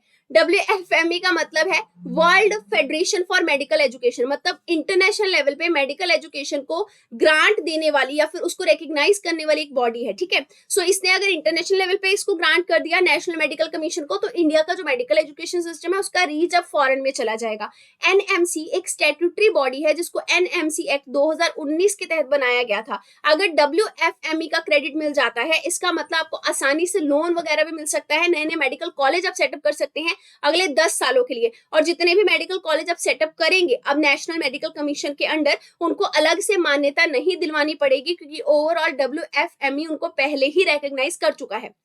नेक्स्ट बात करेंगे national nursing and midwifery commission act के बारे में। 2023 का ये एक्ट है। अब देखिए ये जो आपका एक्ट है इसमें हम क्या बात करते हैं कि जो आपके पैरामेडिकल होते हैं, यानी कि आपकी नर्सिस हो गई, मिडवाइफ्स होगी और आपकी डेंटल सेक्टर के जो डॉक्टर हैं, इनको क्वालिटी एजुकेशन देने की बात इसमें की गई है। ये सारे के सारे एक्ट वैसे ही हैं जैसे आपका नेशनल मेडिकल कमीशन है, जो कि पर्टिकुलरली डॉक्टर्स जो कि MBBS वगैरह करते हैं उनसे डील करता है। अब आपका नेशनल डेंटल कमीशन एक्ट 2023 भी इसमें आया है, जिसमें बात किया गया है कि डेंटल एजुकेशन जो है, ये डेंटल प्रोफेशन जो दांतों से डील करते हैं उसमें भी क्वालिटी एजुकेशन सिस्टम होना चाहिए। अब बात करेंगे NNMC एक्ट के बारे में, जिसमें एडमिशन अगर लेना है नर्सिंग करने के लिए, उसका कोर्स करने के लिए, तो एक यूनिफॉर्म मैकेनिज्म होगा, एक एग्जाम होगा एंट्रेंस का, उसी हिसाब से एडमिशन दिया जाएगा। ठीक है, अब बात करेंगे विद्या समीक्षा केंद्र की। मिनिस्ट्री ऑफ एजुकेशन के द्वारा राज्यों को यह कहा गया कि विद्या समीक्षा केंद्र नेशनल डिजिटल एजुकेशन आर्किटेक्चर के अंदर जल्द से जल्द ओपन किए जाएं। अब इसमें किया जाएगा, ये आपका एक नेशनल डिजिटल एजुकेशन आर्किटेक्चर है जिसमें हम लोग एक डाटा तैयार करेंगे, डाटा रिपोजिटरी तैयार करेंगे। मिनिस्ट्री ऑफ एजुकेशन की जितनी भी स्कीम चल रही है वो इस डाटा रिपोजिटरी के अंदर डाली जाएंगी। उन स्कीम का फिर कितना रैंकिंग है, कितना स्कोर है, वो भी ध्यान से देखा जाएगा। उसके अलावा NCERT के कैंपस के अंदर विद्या समीक्षा नाम का एक केंद्र रहेगा और वो केंद्र भी चेक करेगा उस कैंपस के अंदर की जो स्कीम्स है वो अच्छे से इंप्लीमेंट हो रही हैं कि नहीं हो रही। जो जितने भी प्रोजेक्ट या एक्टिविटीज समग्र शिक्षा का हिस्सा है उनकी इंप्लीमेंटेशन, उनका रियल टाइम स्टेटस विद्या समीक्षा केंद्र के द्वारा देखा जाएगा। ये स्टूडेंट्स कितने एनरोल हो रहे हैं उस पर्टिकुलर स्कूल के अंदर, ड्रॉप आउट कितना है उसको भी असेस करेगा। ग्रीवांस रिड्रेसल मैकेनिज्म भी रहेगा ताकि बच्चों को कोई स्कूल सिस्टम में तकलीफ ना हो पाए। फिर ये सारा का सारा डाटा कहाँ पे जाएगा, इसी डिजिटल फ्रेमवर्क के अंदर जो है वो अलग अलग स्कीम्स में दाखिल कर दिया जाएगा ताकि हम स्कीम का असेसमेंट कर सके। तो दरअसल एकेडमिक और नॉन एकेडमिक लेवल पे जितनी भी स्कीम चल रही है स्टेट लेवल पे, उन सब का असेसमेंट विद्या समीक्षा केंद्र के तहत बहुत अच्छे से किया जा सकता है, क्योंकि इसमें जो विद्या समीक्षा केंद्र के पर्सन रहेंगे वो स्कूल के सिस्टम के अंदर ही रहेंगे। ठीक है, और ये मिनिस्ट्री ऑफ एजुकेशन के द्वारा चलाया जाने वाला एक फ्रेमवर्क है। मिनिस्ट्री ऑफ इलेक्ट्रॉनिक के द्वारा भी इसमें योगदान दिया गया है, क्योंकि हम लोग डाटा रिपोजिटरी रख रहे हैं, मतलब डिजिटल लेवल पे कुछ कर रहे हैं, तो ऑब्वियसली इलेक्ट्रॉनिक मिनिस्ट्री तो लगेगी। प्रिंसिपल्स क्या है नेशनल डिजिटल एजुकेशन आर्किटेक्चर के? ओपन एक्सेस होना चाहिए किसी कोर्सेज का बच्चों को, यूनिफाइंग होना चाहिए, इकोसिस्टम ड्रिवन होना चाहिए, और इसके अलावा प्राइवेसी होनी चाहिए, बच्चों की चॉइस उनके पास होनी चाहिए अपने अपने जो पोर्टल रहता है उसको डिजाइन करने की। इसके अलावा इवॉल्विंग होना चाहिए, मतलब लगातार उसमें आप चेंजेस कर पाओ। National syllabus and teaching learning material committee के बारे में बात करेंगे। NCERT के द्वारा 19 मेंबर कमेटी को सेटअप किया गया। इसका मेन पर्पस था क्लास 3rd से लेकर क्लास 12th तक के जो बच्चे होते हैं उनका जो एजुकेशनल मटेरियल होता है उसको तैयार करना, उसको शेप करना। अब इसमें सिलेबस को ही शेप कर दिया जाता है और बुक्स वगैरह जो भी प्रिपेयर की जाती है उसका असेसमेंट करके उसमें क्या चेंजेस किए जा सकते हैं उसकी बात की जाती है। ये सब आपका स्कूल एजुकेशन 2023 के रूल के तहत किया जाएगा। इसमें स्कूल का एजुकेशन पूरे तरीके से रीस्ट्रक्चर हो सकता है। तो एनसीईआरटी बुक पब्लिश करती है ना, कई बार वो बुक्स चेंज हो जाती हैं, तो मान के चलिए यही कमेटी है जो उसमें योगदान देती है। अब बात करेंगे हेल्थ के सेक्टर की। सबसे पहली न्यूज है national family health survey 5th report के बारे में। देखिए ये रिपोर्ट का 5th वर्जन जारी हुआ है। ये report ministry of health and family welfare के द्वारा निकाली जाती है। इसमें अलग अलग इंडिकेटर में देखा जाता है स्कोर क्या है। ये 5th सर्वे है। 4th सर्वे 2015-16 में हुआ था। दोनों का कंपैरिजन यहाँ दिया गया है। टर्म्स को देखेंगे, टर्म्स का एक्सप्लेनेशन देखेंगे, पिछले साल के कंपैरिजन में या पिछली रिपोर्ट के हिसाब से क्या इंप्रूवमेंट है क्या नहीं है वो देखेंगे। सबसे पहले है टोटल फर्टिलिटी रेट। देखिए एक वुमेन एवरेज तौर पे कितने बच्चों को जन्म दे सकती है, एवरेज नंबर ऑफ चिल्ड्रन पर वुमेन, इसको बोलते हैं टोटल फर्टिलिटी रेट। अगर ये बहुत ज्यादा है तो मान के चलिए एक वुमेन अगर 7 बच्चे दे रही है एक टाइम पे और सारी औरतें इतना ही बच्चा दे सकती हैं एवरेज तौर पे, तो ये बहुत ज्यादा हो जाएगा। मतलब हमारे देश का पॉपुलेशन बहुत बढ़ जाएगा। इससे हम एस्टिमेशन लगा सकते हैं। लेकिन हमारा एक टारगेट रहता है कि टोटल फर्टिलिटी रेट इंडिया ने बोला है कि हम 2 तक सेट कर दें। अगर हम 2 तक सेट करेंगे तो मतलब अगर एक औरत ने एवरेज तौर पर 2 बच्चों को जन्म दिया तो एक तो खुद माँ बाप हो गए, फिर उन्होंने अपनी ही अगली जनरेशन को जन्म दे दिया, तो ये क्या हो गया, रिप्लेस हो गए। मतलब खुद से ही खुद को रिप्लेस कर दिया इन्होंने, अगली पीढ़ी ने पिछली पीढ़ी को, ऐसा करके सेटअप बन गया। तो अगर रिप्लेसमेंट होगा तो हमारी पॉपुलेशन इतनी ज्यादा बढ़ेगी नहीं। और इंडिया की पॉपुलेशन ऑलरेडी बहुत ज्यादा है, चाइना को भी है ऑलरेडी सरपास है ना। तो देखिए टोटल फर्टिलिटी रेट बताता है कि हमें 2.1 तक ही सेटअप इसको करके रखना है। पर इंडिया का अभी जो सर्वे हुआ है उसमें पाया गया हमारा टोटल फर्टिलिटी रेट अब 2 पहुंच चुका है। हमने बोला था 2.1 तक रहेगा चलेगा, पर अब 2.0 है। मतलब बहुत सारी औरतें बहुत लेट कह लीजिए बर्थ दे रही हैं बच्चों को, या फिर ये कम हो गया है औरतों का child bearing capacity. National family health survey जो 4th था उसमें ये फर्टिलिटी रेट था आपका 2.2। ये एग्जैक्ट फिगर आपको ध्यान रखना है। स्टेट पीसीएस के क्वेश्चंस अक्सर इससे आते हैं ना। टीएफआर 2.1 हमने एक्सेप्टेबल मांगा था। 2.1 होने का मतलब है रिप्लेसमेंट लेवल की फर्टिलिटी है। रिप्लेसमेंट मैंने आपको समझाया क्या होता है। अगर इससे कम है तो मतलब रिप्लेसमेंट से भी नीचे चले गए हम लोग, ठीक है। और आप देखेंगे ना जैसे बहुत सारी यूरोपियन नेशंस हैं, वहां पे ये टीएफआर जो है कई जगह पे तो मतलब 1 है, मतलब सिर्फ एक ही बच्चा कर रहे हैं। और इससे क्या हो रहा है, वहां की पॉपुलेशन कई बार डिक्रीज हो रही है। वहां पे बहुत सारी औरतें शादी ही नहीं करती, लेट शादी करती है, बच्चा ही नहीं करती है ना। ये इशू भी कई बार आने लग जाता है। इसलिए एक पर्टिकुलर लेवल पे ही टीएफआर को सेट करना सही रहता है। और हमारा अब ये 2.0 हो चुका है, पिछली बार 2.2 था। कॉन्ट्रासेप्टिव प्रेवलेंस रेट ये बड़ा है। कॉन्ट्रासेप्टिव का मतलब ड्यूरिंग द इंटरकोर्स आप कॉन्ट्रासेप्शन वगैरह यूज कर रहे हो। उसके बाद एंटीनेटल केयर जो है इसका विजिट जो है ये भी इंक्रीज हुआ है। मतलब जब औरत प्रेग्नेंट होती है, प्रेगनेंसी के दौरान वो कितनी बार विजिट करती है हॉस्पिटल को, उसी को बोलते हैं एंटीनेटल केयर, है ना। ये 70% हो गया अब औरतों में। इसके अलावा फैमिली प्लानिंग की अनमेट नीड्स की बात करें तो ये काफी ज्यादा कम हुई है, मतलब फैमिली प्लानिंग में डिक्रीज हुआ है। इसके अलावा 12 से 23 महीने के जो बच्चे हैं उनको इम्यूनिटी के जो इंजेक्शन लगते हैं उसमें अगर बात की जाए तो फुल इम्यूनाइजेशन पूरे देश भर में बच्चों का बढ़ा है, 76% हो गया है। सेक्स रेशियो की बात करें टोटल पॉपुलेशन के कंपैरिजन में तो ये डेफिनेटली बढ़ा है। देखिए ये बहुत इंपॉर्टेंट चीज है। ये हमारे इंडिया के अंदर ऐसा एक पहला सर्वे या सेंसस कह लीजिए वो बना है जिसके अंदर हमने देखा कि हमारा सेक्स रेशियो जो है वो हाई है। सेक्स रेशियो कैसे कैलकुलेट करते हैं, नंबर ऑफ फीमेल्स 1000 मेल्स पे कितनी है। अब यहाँ क्या हुआ, 1000 मेल पे नंबर ऑफ फीमेल आपकी 1020 है, मतलब औरतों ने क्रॉस कर दिया मेल्स के काउंट को। ये पहली बार हुआ है, ठीक है। ये पिछली बार 991 था। न्यू नेटल मोर्टेलिटी रेट की बात करेंगे, जब किसी बच्चे का जन्म होता है, मान के चलिए 1000 लाइव बर्थ हुए, उन 1000 लाइव बर्थ में 28 दिन के अंदर कितने बच्चे जिंदा रहे, कितनों की डेथ हुई, उसी से कैलकुलेट करते हैं न्यू नेटल मोर्टेलिटी रेट। मतलब जितने आपके नवजात शिशु 28 दिन के अंदर मर गए वो रेशो कम होना चाहिए, तभी तो हम बोलेंगे ना बर्थ सक्सेसफुल हुआ। तो ये आपका न्यू नेटल मोर्टेलिटी रेट भी डिक्रीज हुआ है, मतलब इतने बच्चे की मौत नहीं होती है। इन्फेंट मोर्टेलिटी रेट क्या होता है, मतलब इन्फेंट का डेथ उसके जन्म से पहले हो जाना या फिर जैसे ही बच्चे का जन्म हुआ उसके तुरंत बाद बच्चे की मौत हो गई। ये भी 1000 लाइव बर्थ पे काउंट किया जाता है, ये भी डिक्रीज हुआ है। Under 5 mortality rate with in the 5 year बच्चे की डेथ होगी और ये 1000 लाइव बर्थ पे ही कैलकुलेट होता है, ये भी डिक्रीज हुआ है। अनीमिया की बात करेंगे, 15 से 49 ईयर्स की जो विमेन है इसमें अनीमिया इंक्रीज हुआ है। अनीमिया क्या होता है, ब्लड की कमी होना। तो आप समझिए बहुत सारी औरतों में अभी भी ब्लड की कमी है। पिछले वाले सर्वे में केवल 53% 50% औरतें थी जिनमें अनीमिया था, इस बार 57 पॉइंट समथिंग है जिनमें अनीमिया है। 6 से 59 मंथ के बच्चों के बीच में अगर अनीमिया देखें, उनमें भी अनीमिया बढ़ा है, मतलब बच्चों में भी ब्लड की बहुत कमी पाई जा रही है, खास करके 6 से 59 मंथ के बीच के बच्चे। अब 20 से 24 साल की वो औरतों को चेक करेंगे जो कि 18 साल से पहले जिनकी शादी हो जाती है, अगर इसका परसेंटेज देखें तो ऑब्वियसली बहुत कम है। ये कहा जा रहा है कि बिफोर 18 ईयर्स ऑफ मैरिज जो अब इंडिया में हो रहे हैं वो केवल 23.3% है, लेकिन still it is very high because it is not acceptable, है ना। 18 साल से पहले क्या ही शादी होना। उसके बाद मैन की बात करेंगे, 25 से 29 साल की एज है मैन के लिए, एग्जैक्टली मानेगी ये शादी की परफेक्ट एज। 21 साल से पहले अगर मैन की शादी हो रही है, उसका परसेंटेज अगर देखें तो वो भी कम हुआ है, मतलब मर्दों की भी शादी नहीं होती है 21 साल से पहले।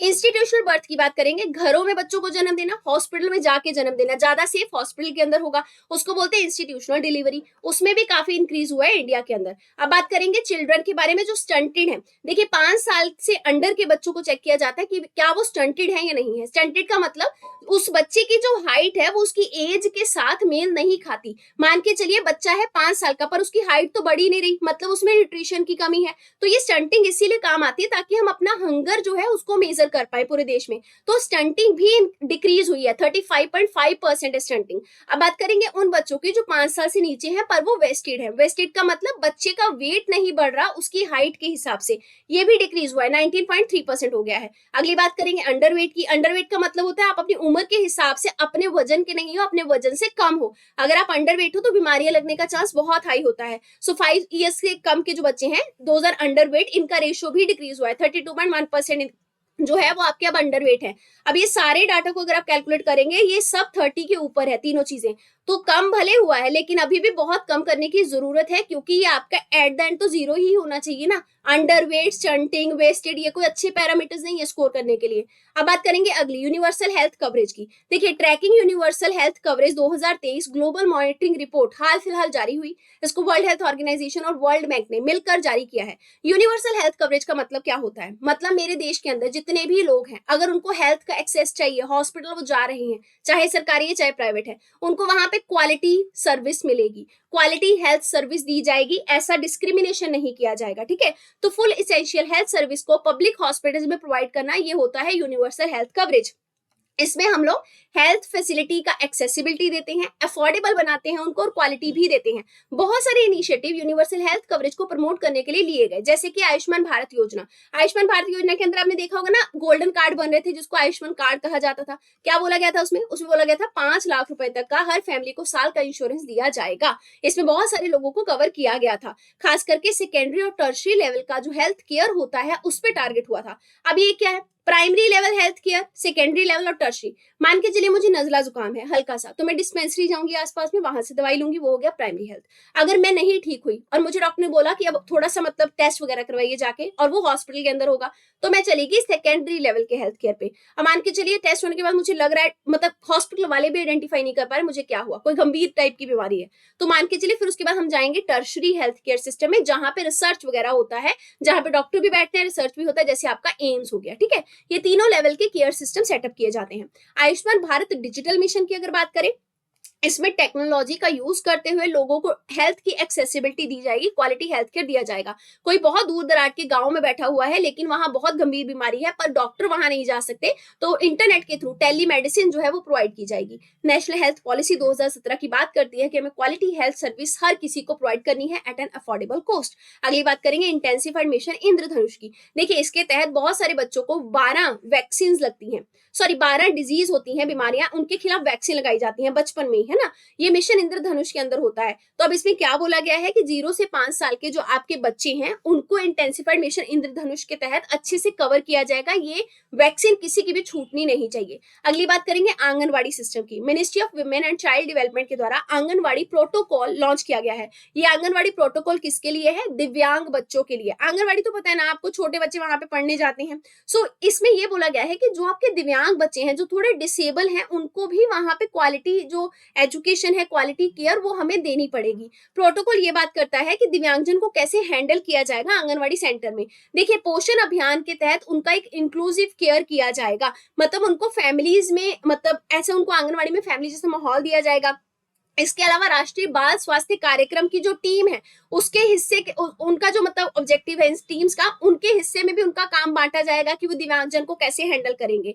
आंगनवाड़ी सिस्टम क्या होता है, देखिए आंगनवाड़ी सिस्टम को आंगनवाड़ी सर्विस स्कीम, जिसको अब सक्षम आंगनवाड़ी और पोषण 2.0 कहा जाता है, उसके हिस्से के तौर पर लॉन्च किया गया था। ये इंटीग्रेटेड चाइल्ड डेवलपमेंट स्कीम का ही हिस्सा है। आंगनवाड़ी सर्विस स्कीम एक सेंट्रल स्पॉन्सर्ड स्कीम है, मिनिस्ट्री ऑफ वुमेन के अंदर ये स्कीम आती है। आंगनवाड़ी सर्विस स्कीम का ऑब्जेक्टिव क्या है कि 0 से 6 साल के जो आपके बच्चे हैं उनका न्यूट्रिशन जो है उसका ख्याल रखना, उनकी हेल्थ का ख्याल रखना, प्रेग्नेंट वीमेन का ख्याल रखना, लैक्टेटिंग मदर जो भी दूध पिलाने वाली माताएं होती हैं अपने बच्चों को उस टाइम पे, उनका ख्याल रखना, उनके पोषण का ध्यान रखना, ताकि हम लोग मोर्टेलिटी जो है मतलब नवजात शिशु जो आपकी माएं होती है बर्थ वाली, उनमें मोर्टेलिटी मृत्यु दर को कम कर सके, मॉर्बिडिटी को कम कर सके, मतलब बीमारी बहुत गंभीर ना हो पाए, माल न्यूट्रिशन को कवर कर सके, यानी कि वो अंडर न्यूट्रिशन नहीं होने चाहिए। कौन कौन सा आंगनवाड़ी सिस्टम का स्टेटस है हाल फिलहाल में अगर देखें तो देखिए ग्लोबल लेवल पे भी आंगनवाड़ी सिस्टम को अप्रिशिएट किया गया है। इंडिया में आंगनवाड़ी सेंटर खोले गए हैं, इंडिया में आंगनवाड़ी वर्कर्स को अच्छा खासा पैसा दिया जाता है, आंगनवाड़ी हेल्पर्स को भी जो है वो अपॉइंट किया जाता है।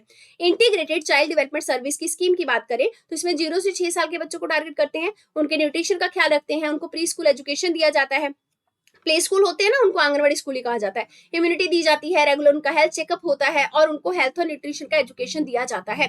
डिजिटल इंक्लूसिविटी की बात करेंगे, आजकल के जो आंगनवाड़ी हेल्थ सेंटर हैं उसमें डिजिटल सिस्टम भी इंस्टॉल किए गए हैं, वहां पे स्मार्टफोन दे दिए गए हैं ताकि आप लोग ट्रैक कर सको वहां पे वो आंगनवाड़ी सिस्टम क्या क्या क्या चीजें जो है अच्छे से परफॉर्म कर पा रहा है, कौन सी चीजें नहीं कर पा रहा। अब ये ट्रैकिंग कैसे होगी, पोषण नाम की जो स्कीम है जिसमें हम लोग इंडिया के पूरे जगह पे न्यूट्रिशन का ख्याल रखेंगे, इसी स्कीम को ट्रैक किया जाता है मतलब आंगनवाड़ी सेंटर्स के अंदर। पोषण ट्रैकर क्या है, आंगनवाड़ी जो विमेन है मान के चलिए वो बहुत सारी औरतों को वहां पे एरिया में एजुकेशन दे रही है कि अपने हेल्थ का ख्याल रखो, बच्चों को टीके लगवाओ, है ना।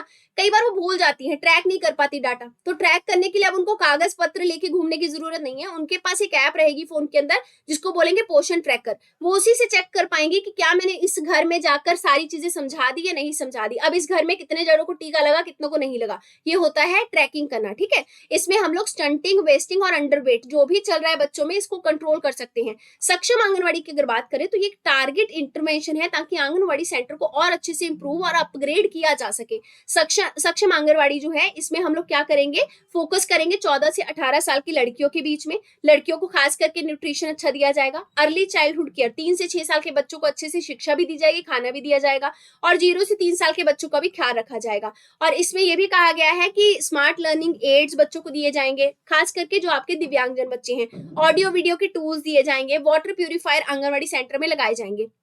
कंपेंसेशन की अगर बात करें तो जो आपके आंगनवाड़ी वर्कर्स होते हैं उनको पर मंथ का कोई फिक्स्ड ऑनरेरियम जो है वो दिया जाता है, जैसे 45 रुपए महीना सरकार के द्वारा फिक्स किया गया है। इसके अलावा उनके परफॉर्मेंस के हिसाब से उनको 500 रुपए महीना एक्स्ट्रा इंसेंटिव के तौर पर भी दिया जाता है। वो तब दिया जाता है जब उन्होंने पोषण अभियान को भी अच्छे से इंप्लीमेंट किया, इंटीग्रेटेड चाइल्ड डेवलपमेंट स्कीम को भी अच्छे से इंप्लीमेंट कर दिया। इसके अलावा इंश्योरेंस का भी कवरेज है, उनको प्रधानमंत्री जीवन ज्योति बीमा योजना, प्रधानमंत्री सुरक्षा बीमा योजना, इन सब के तहत इंश्योरेंस भी प्रोवाइड किया जाता है। कुछ और बेनिफिट उनको मिलते हैं जैसे कि पेड लीव मिलता है, पैसा नहीं कटता अगर वो छुट्टी लेते हैं, प्रमोशन में रिजर्वेशन दिया जाता है।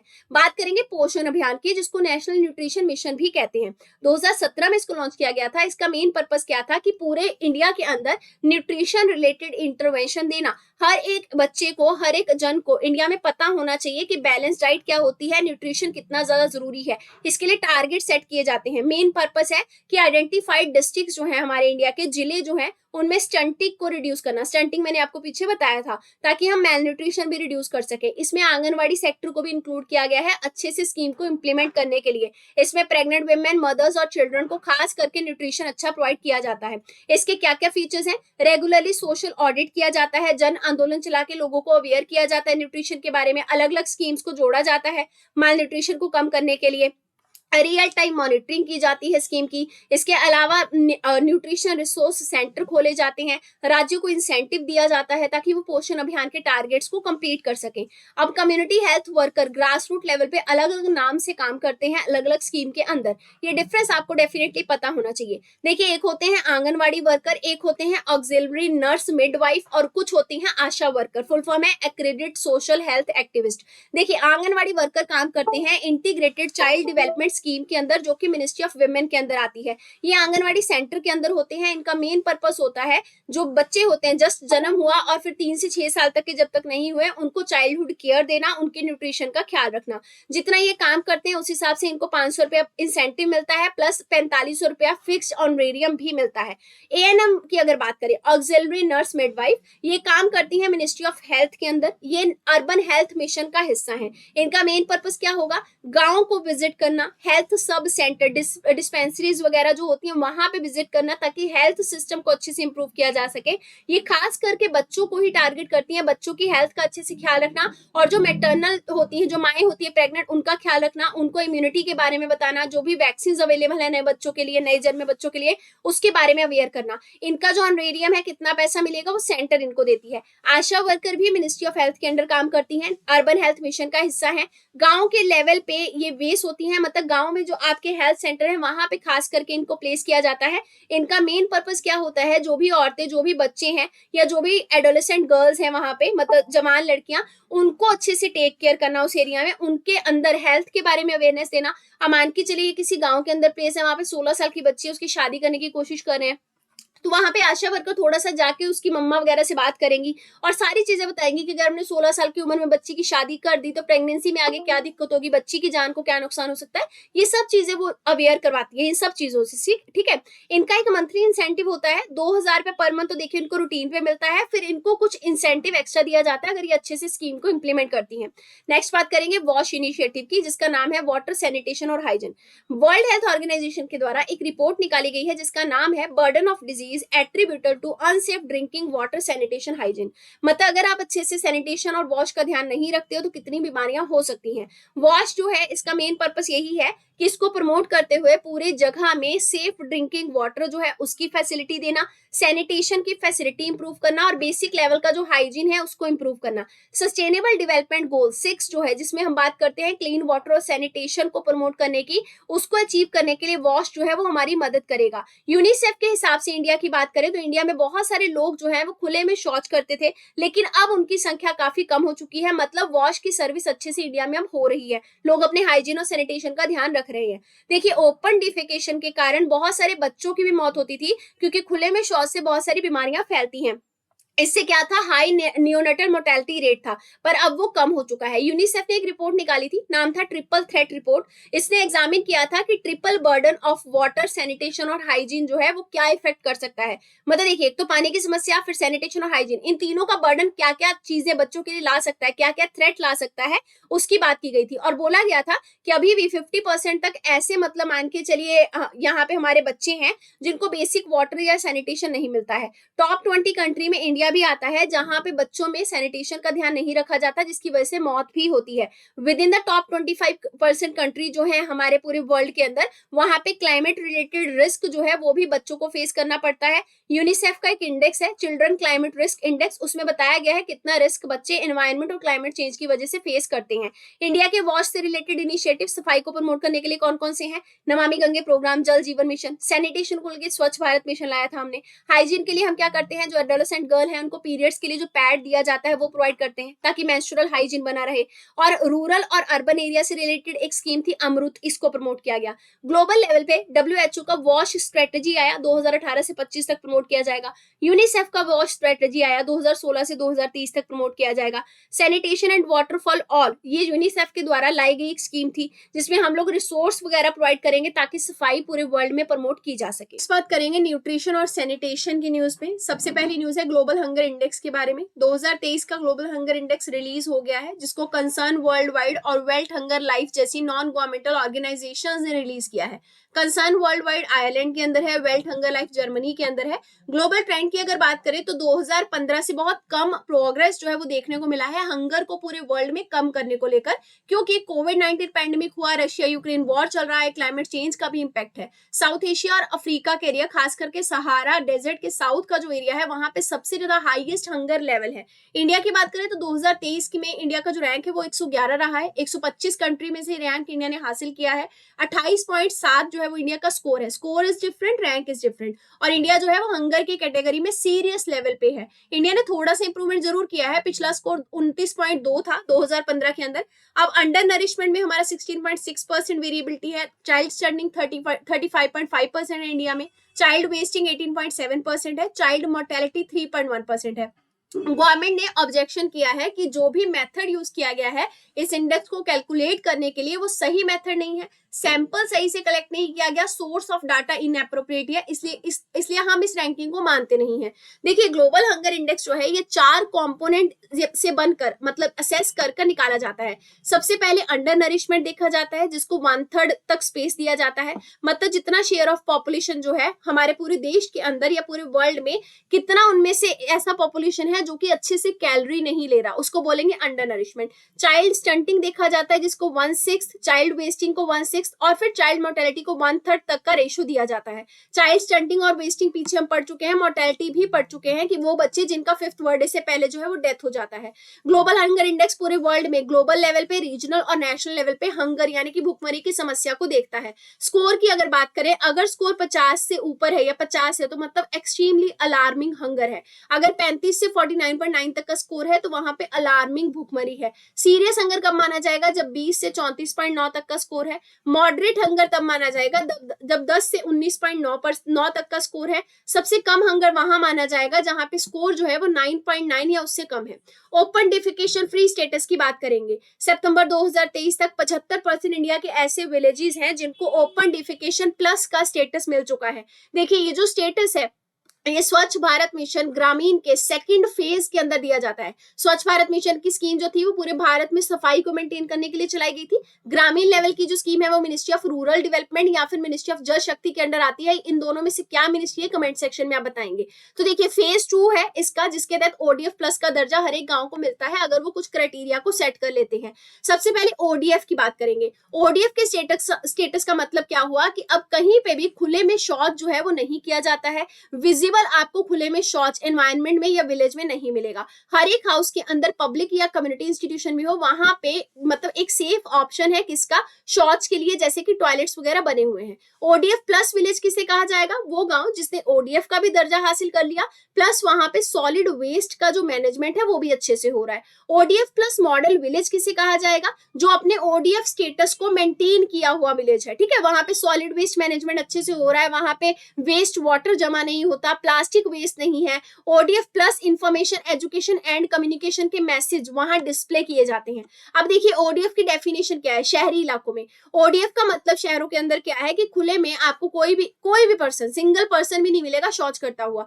ओडीएफ प्लस का मतलब कि वो शहर जहां पे ओडीएफ भी दर्जा डिक्लेयर हो गया, कम्युनिटी और पब्लिक टॉयलेट भी बने हुए हैं और वो फंक्शनल टॉयलेट है, यूज किए जा रहे हैं।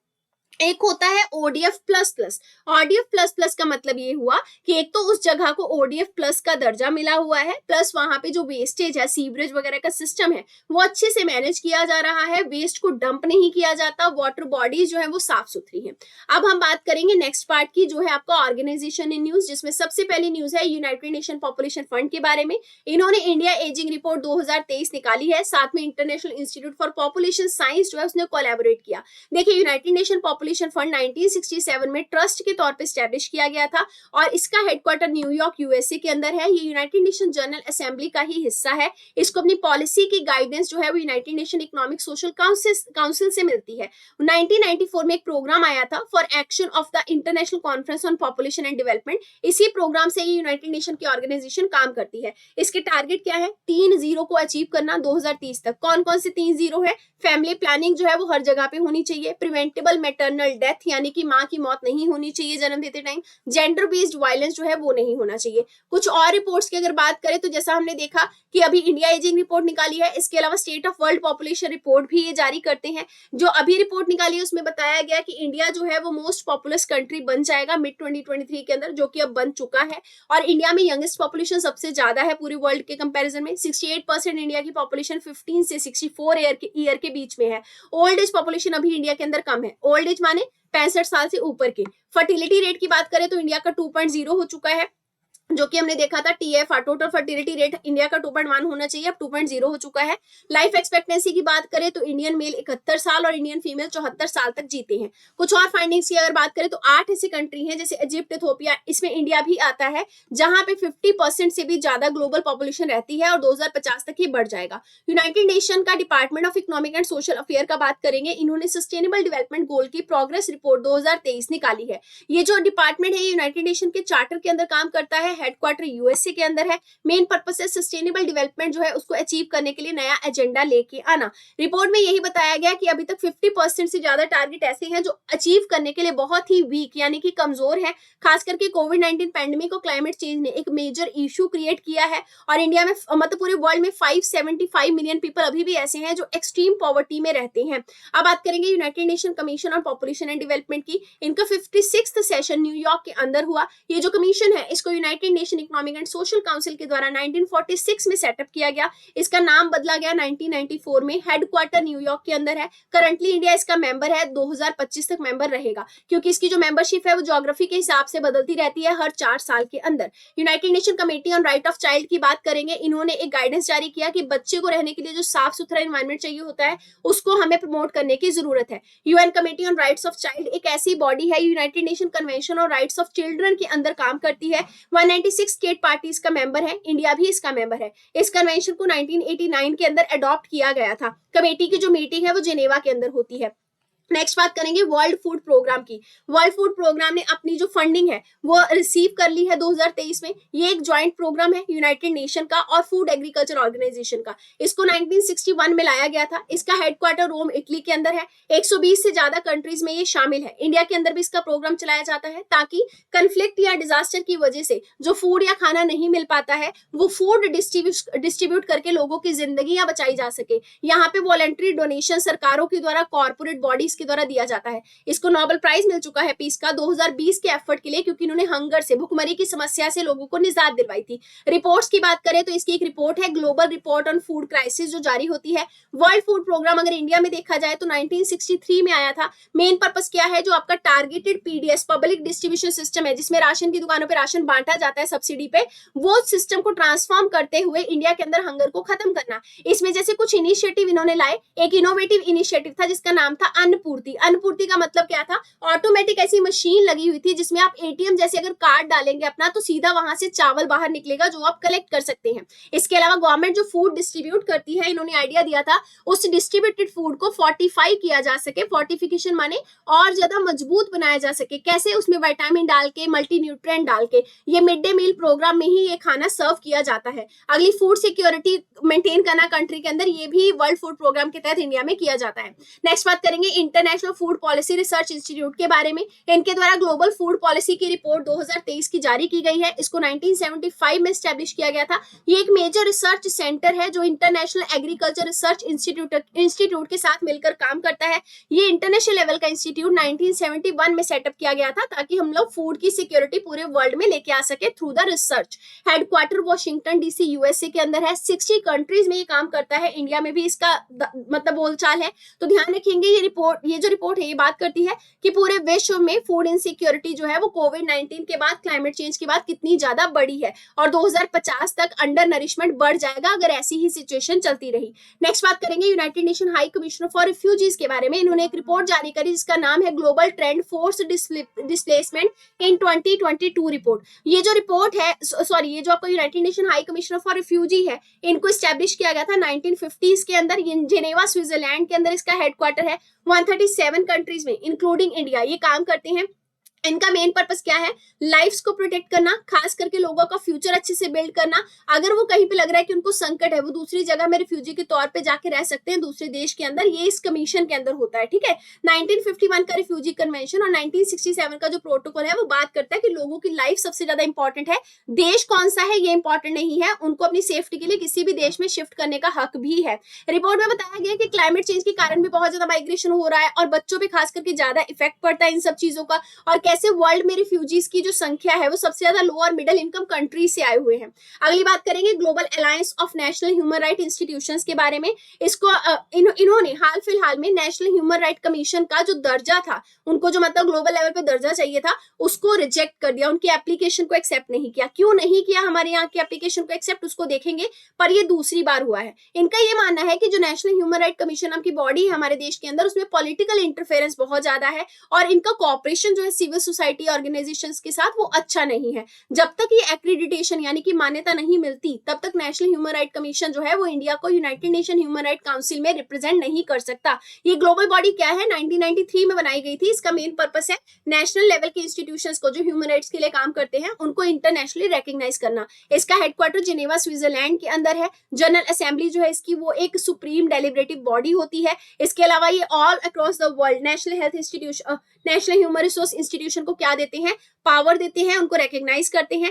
पेरिस प्रिंसिपल है जो डील करता है ह्यूमन राइट्स से रिलेटेड। ये इन पेरिस प्रिंसिपल के फ्रेमवर्क के हिसाब से ही दर्जा देने के लिए डिसीजन लेते हैं। हर 5 साल में ये दर्जा दिया जाता है। पेरिस प्रिंसिपल को 1993 में यूनाइटेड नेशन जनरल असेंबली के द्वारा अडॉप्ट किया गया था। अब देखिए क्राइटेरिया क्या है कि आपको कब दर्जा दिया जाएगा, मतलब एक्रेडिटेशन दिया जाएगा नेशनल ह्यूमन राइट कमीशन को। ये पेरिस प्रिंसिपल के फ्रेमवर्क के हिसाब से डिसाइड होगा। पहली चीज तो हर एक ह्यूमन राइट को अपने यहाँ पे आप प्रोटेक्ट करते होने चाहिए। गवर्नमेंट से आपका इंस्टीट्यूशन आजाद होना चाहिए। एडिक्वेट सफिशिएंट पावर और फंडिंग होनी चाहिए उस इंस्टीट्यूशन के पास, जो कि यहाँ कहा जा रहा है एनएचआरसी के पास नहीं है। कोऑपरेटिव वर्क होना चाहिए। इंटरनेशनल लेवल पे आप काफी जगह एंगेज होने चाहिए जहां पे देखा जा सके कि आप ह्यूमन राइट्स के लिए खड़े हो रहे हैं। 2016 में भी एनएचआरसी का जो एक्रेडिटेशन का सर्टिफिकेट या एप्लीकेशन था उसको खारिज कर दिया गया था। 2017 में फिर से मतलब बोला गया कि हम लोग इंप्रूवमेंट करेंगे, लेकिन अभी भी इंप्रूवमेंट नहीं दिखा, तो ये एप्लीकेशन फिर से खारिज हो चुका है। अब देखिए जो हमारा एनएचआरसी का एक्ट है वो 2019 में अमेंड किया गया था, जिसमें हम लोगों ने एनएचआरसी के अंदर जो मेंबर्स की संख्या थी उनको बढ़ाया भी था। उन मेंबर्स में हम लोगों ने विमेन को ऐड किया था, पर्सन विद डिसेबिलिटीज को भी ऐड किया था, लेकिन स्टिल ये एप्लीकेशन नहीं एक्सेप्ट हुआ। United nation permanent forum on indigenous issues की बात करेंगे। नेक्स्ट बात करेंगे United nation permanent forum on indigenous issues के बारे में। 22nd सेशन इसका हेल्ड किया गया है। इसको साल 2000 में एस्टैब्लिश किया गया था United nation economic and social council के रेजोल्यूशन के बाद। ये United nation economic social council की एक एडवाइजरी बॉडी है। न्यूयॉर्क के अंदर इसका हेडक्वार्टर है। इसमें 8 एक्सपर्ट गवर्नमेंट के द्वारा नॉमिनेट होते हैं, 8 इंडिजिनस ऑर्गेनाइजेशंस के द्वारा नॉमिनेट किए जाते हैं। इसके इलेक्शन रीजनल लेवल पे होते हैं, जैसे अफ्रीका से कुछ मेंबर ले लिए, कुछ एशिया से, कुछ ईस्टर्न यूरोप से ले लिए। मेन पर्पस क्या है, इकोनॉमिक और सोशल डेवलपमेंट से जितने भी इंडिजिनस कम्युनिटीज को इश्यूज फेस करने पड़ते हैं उसको डील करना। इसकी एक्टिविटीज रेगुलरली मॉनिटरिंग के लिए हर एक लेवल पे, रीजनल लेवल पे भी जाके काम करती हैं और एक्सपर्टीज अपनी जारी करती हैं। कुछ मिसलेनियस के अंदर न्यूज है, जैसे सबसे पहले स्पोर्ट्स गवर्नेंस इन इंडिया के बारे में। Union ministry of youth affair and sport के द्वारा रेसलिंग फेडरेशन ऑफ इंडिया को सस्पेंड कर दिया गया, क्योंकि ये कहा गया कि ये इंटरनेशनल लेवल के रूल्स और रेगुलेशंस को फॉलो नहीं कर रहे हैं। अगर स्पोर्ट्स की बात करें तो इंडिया स्पोर्ट्स में स्टेट लिस्ट का पार्ट है। देखिए हमारी स्टेट लिस्ट, यूनियन लिस्ट और कंकरेंट 3 लिस्ट होती है। स्टेट लिस्ट के अंदर आपका स्पोर्ट्स आता है, मतलब स्पोर्ट्स को मैनेज करने की रिस्पॉन्सिबिलिटी राज्य सरकार की होती है।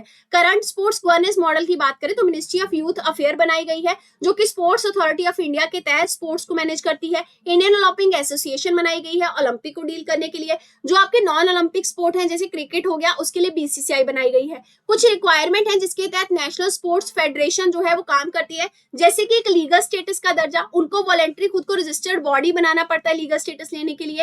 एक अपेक्स बॉडी होती है जो स्पोर्ट्स के लिए काम करती है और डिसीजन लेती है। इंटरनेशनल लेवल पे उनके 3 साल से ज्यादा का एग्जिस्टेंस होना चाहिए, तभी रिकॉग्नाइज किया जाएगा। इलेक्शंस की बात करें तो इनको फेयर इलेक्शन हर बार अपने मेंबर्स के लिए कंडक्ट करवाने होते हैं। 70 साल तक का टेन्योर होता है। यहाँ के जो ऑफिस बेरर होते हैं, जो इसमें मेंबर होते हैं, स्पोर्ट्स पर्सन का भी रिप्रेजेंटेशन होना चाहिए। रेगुलर ऑडिटिंग होनी चाहिए इनके अकाउंट की, और उसके अलावा ट्रांसपेरेंट मैनर का इनका सिलेक्शन प्रोसेस होना चाहिए। नेक्स्ट कास्ट सेंसस की बात करेंगे। स्टेट गवर्नमेंट ऑफ बिहार के द्वारा एक रिपोर्ट जारी की गई, जिसमें राज्य का जो कास्ट सर्वे है वो रिलीज किया गया। देखिए कास्ट की अगर बात करें, पूरे पहले इंडिया के सेंसस को देखिए। इंडिया का सेंसस यूनियन सब्जेक्ट है, सेंट्रल गवर्नमेंट का सब्जेक्ट है। यूनियन लिस्ट के अंदर आता है शेड्यूल 7 में आर्टिकल 246 के अंदर। सेंसस एक्ट 1948 के तहत बोला गया था कि पॉपुलेशन का सेंसस रेगुलरली कंडक्ट किया जाएगा और ये सेंसस ऑफिसर्स की रिस्पॉन्सिबिलिटी होगी। मिनिस्ट्री ऑफ होम अफेयर का रजिस्ट्रार जनरल और सेंसर कमिश्नर ऑफ इंडिया का एक ऑफिस है, ये इस सेंसस को रेगुलरली कंडक्ट करवाते हैं। 10 साल के अंदर ये सेंसस हर बार होता है।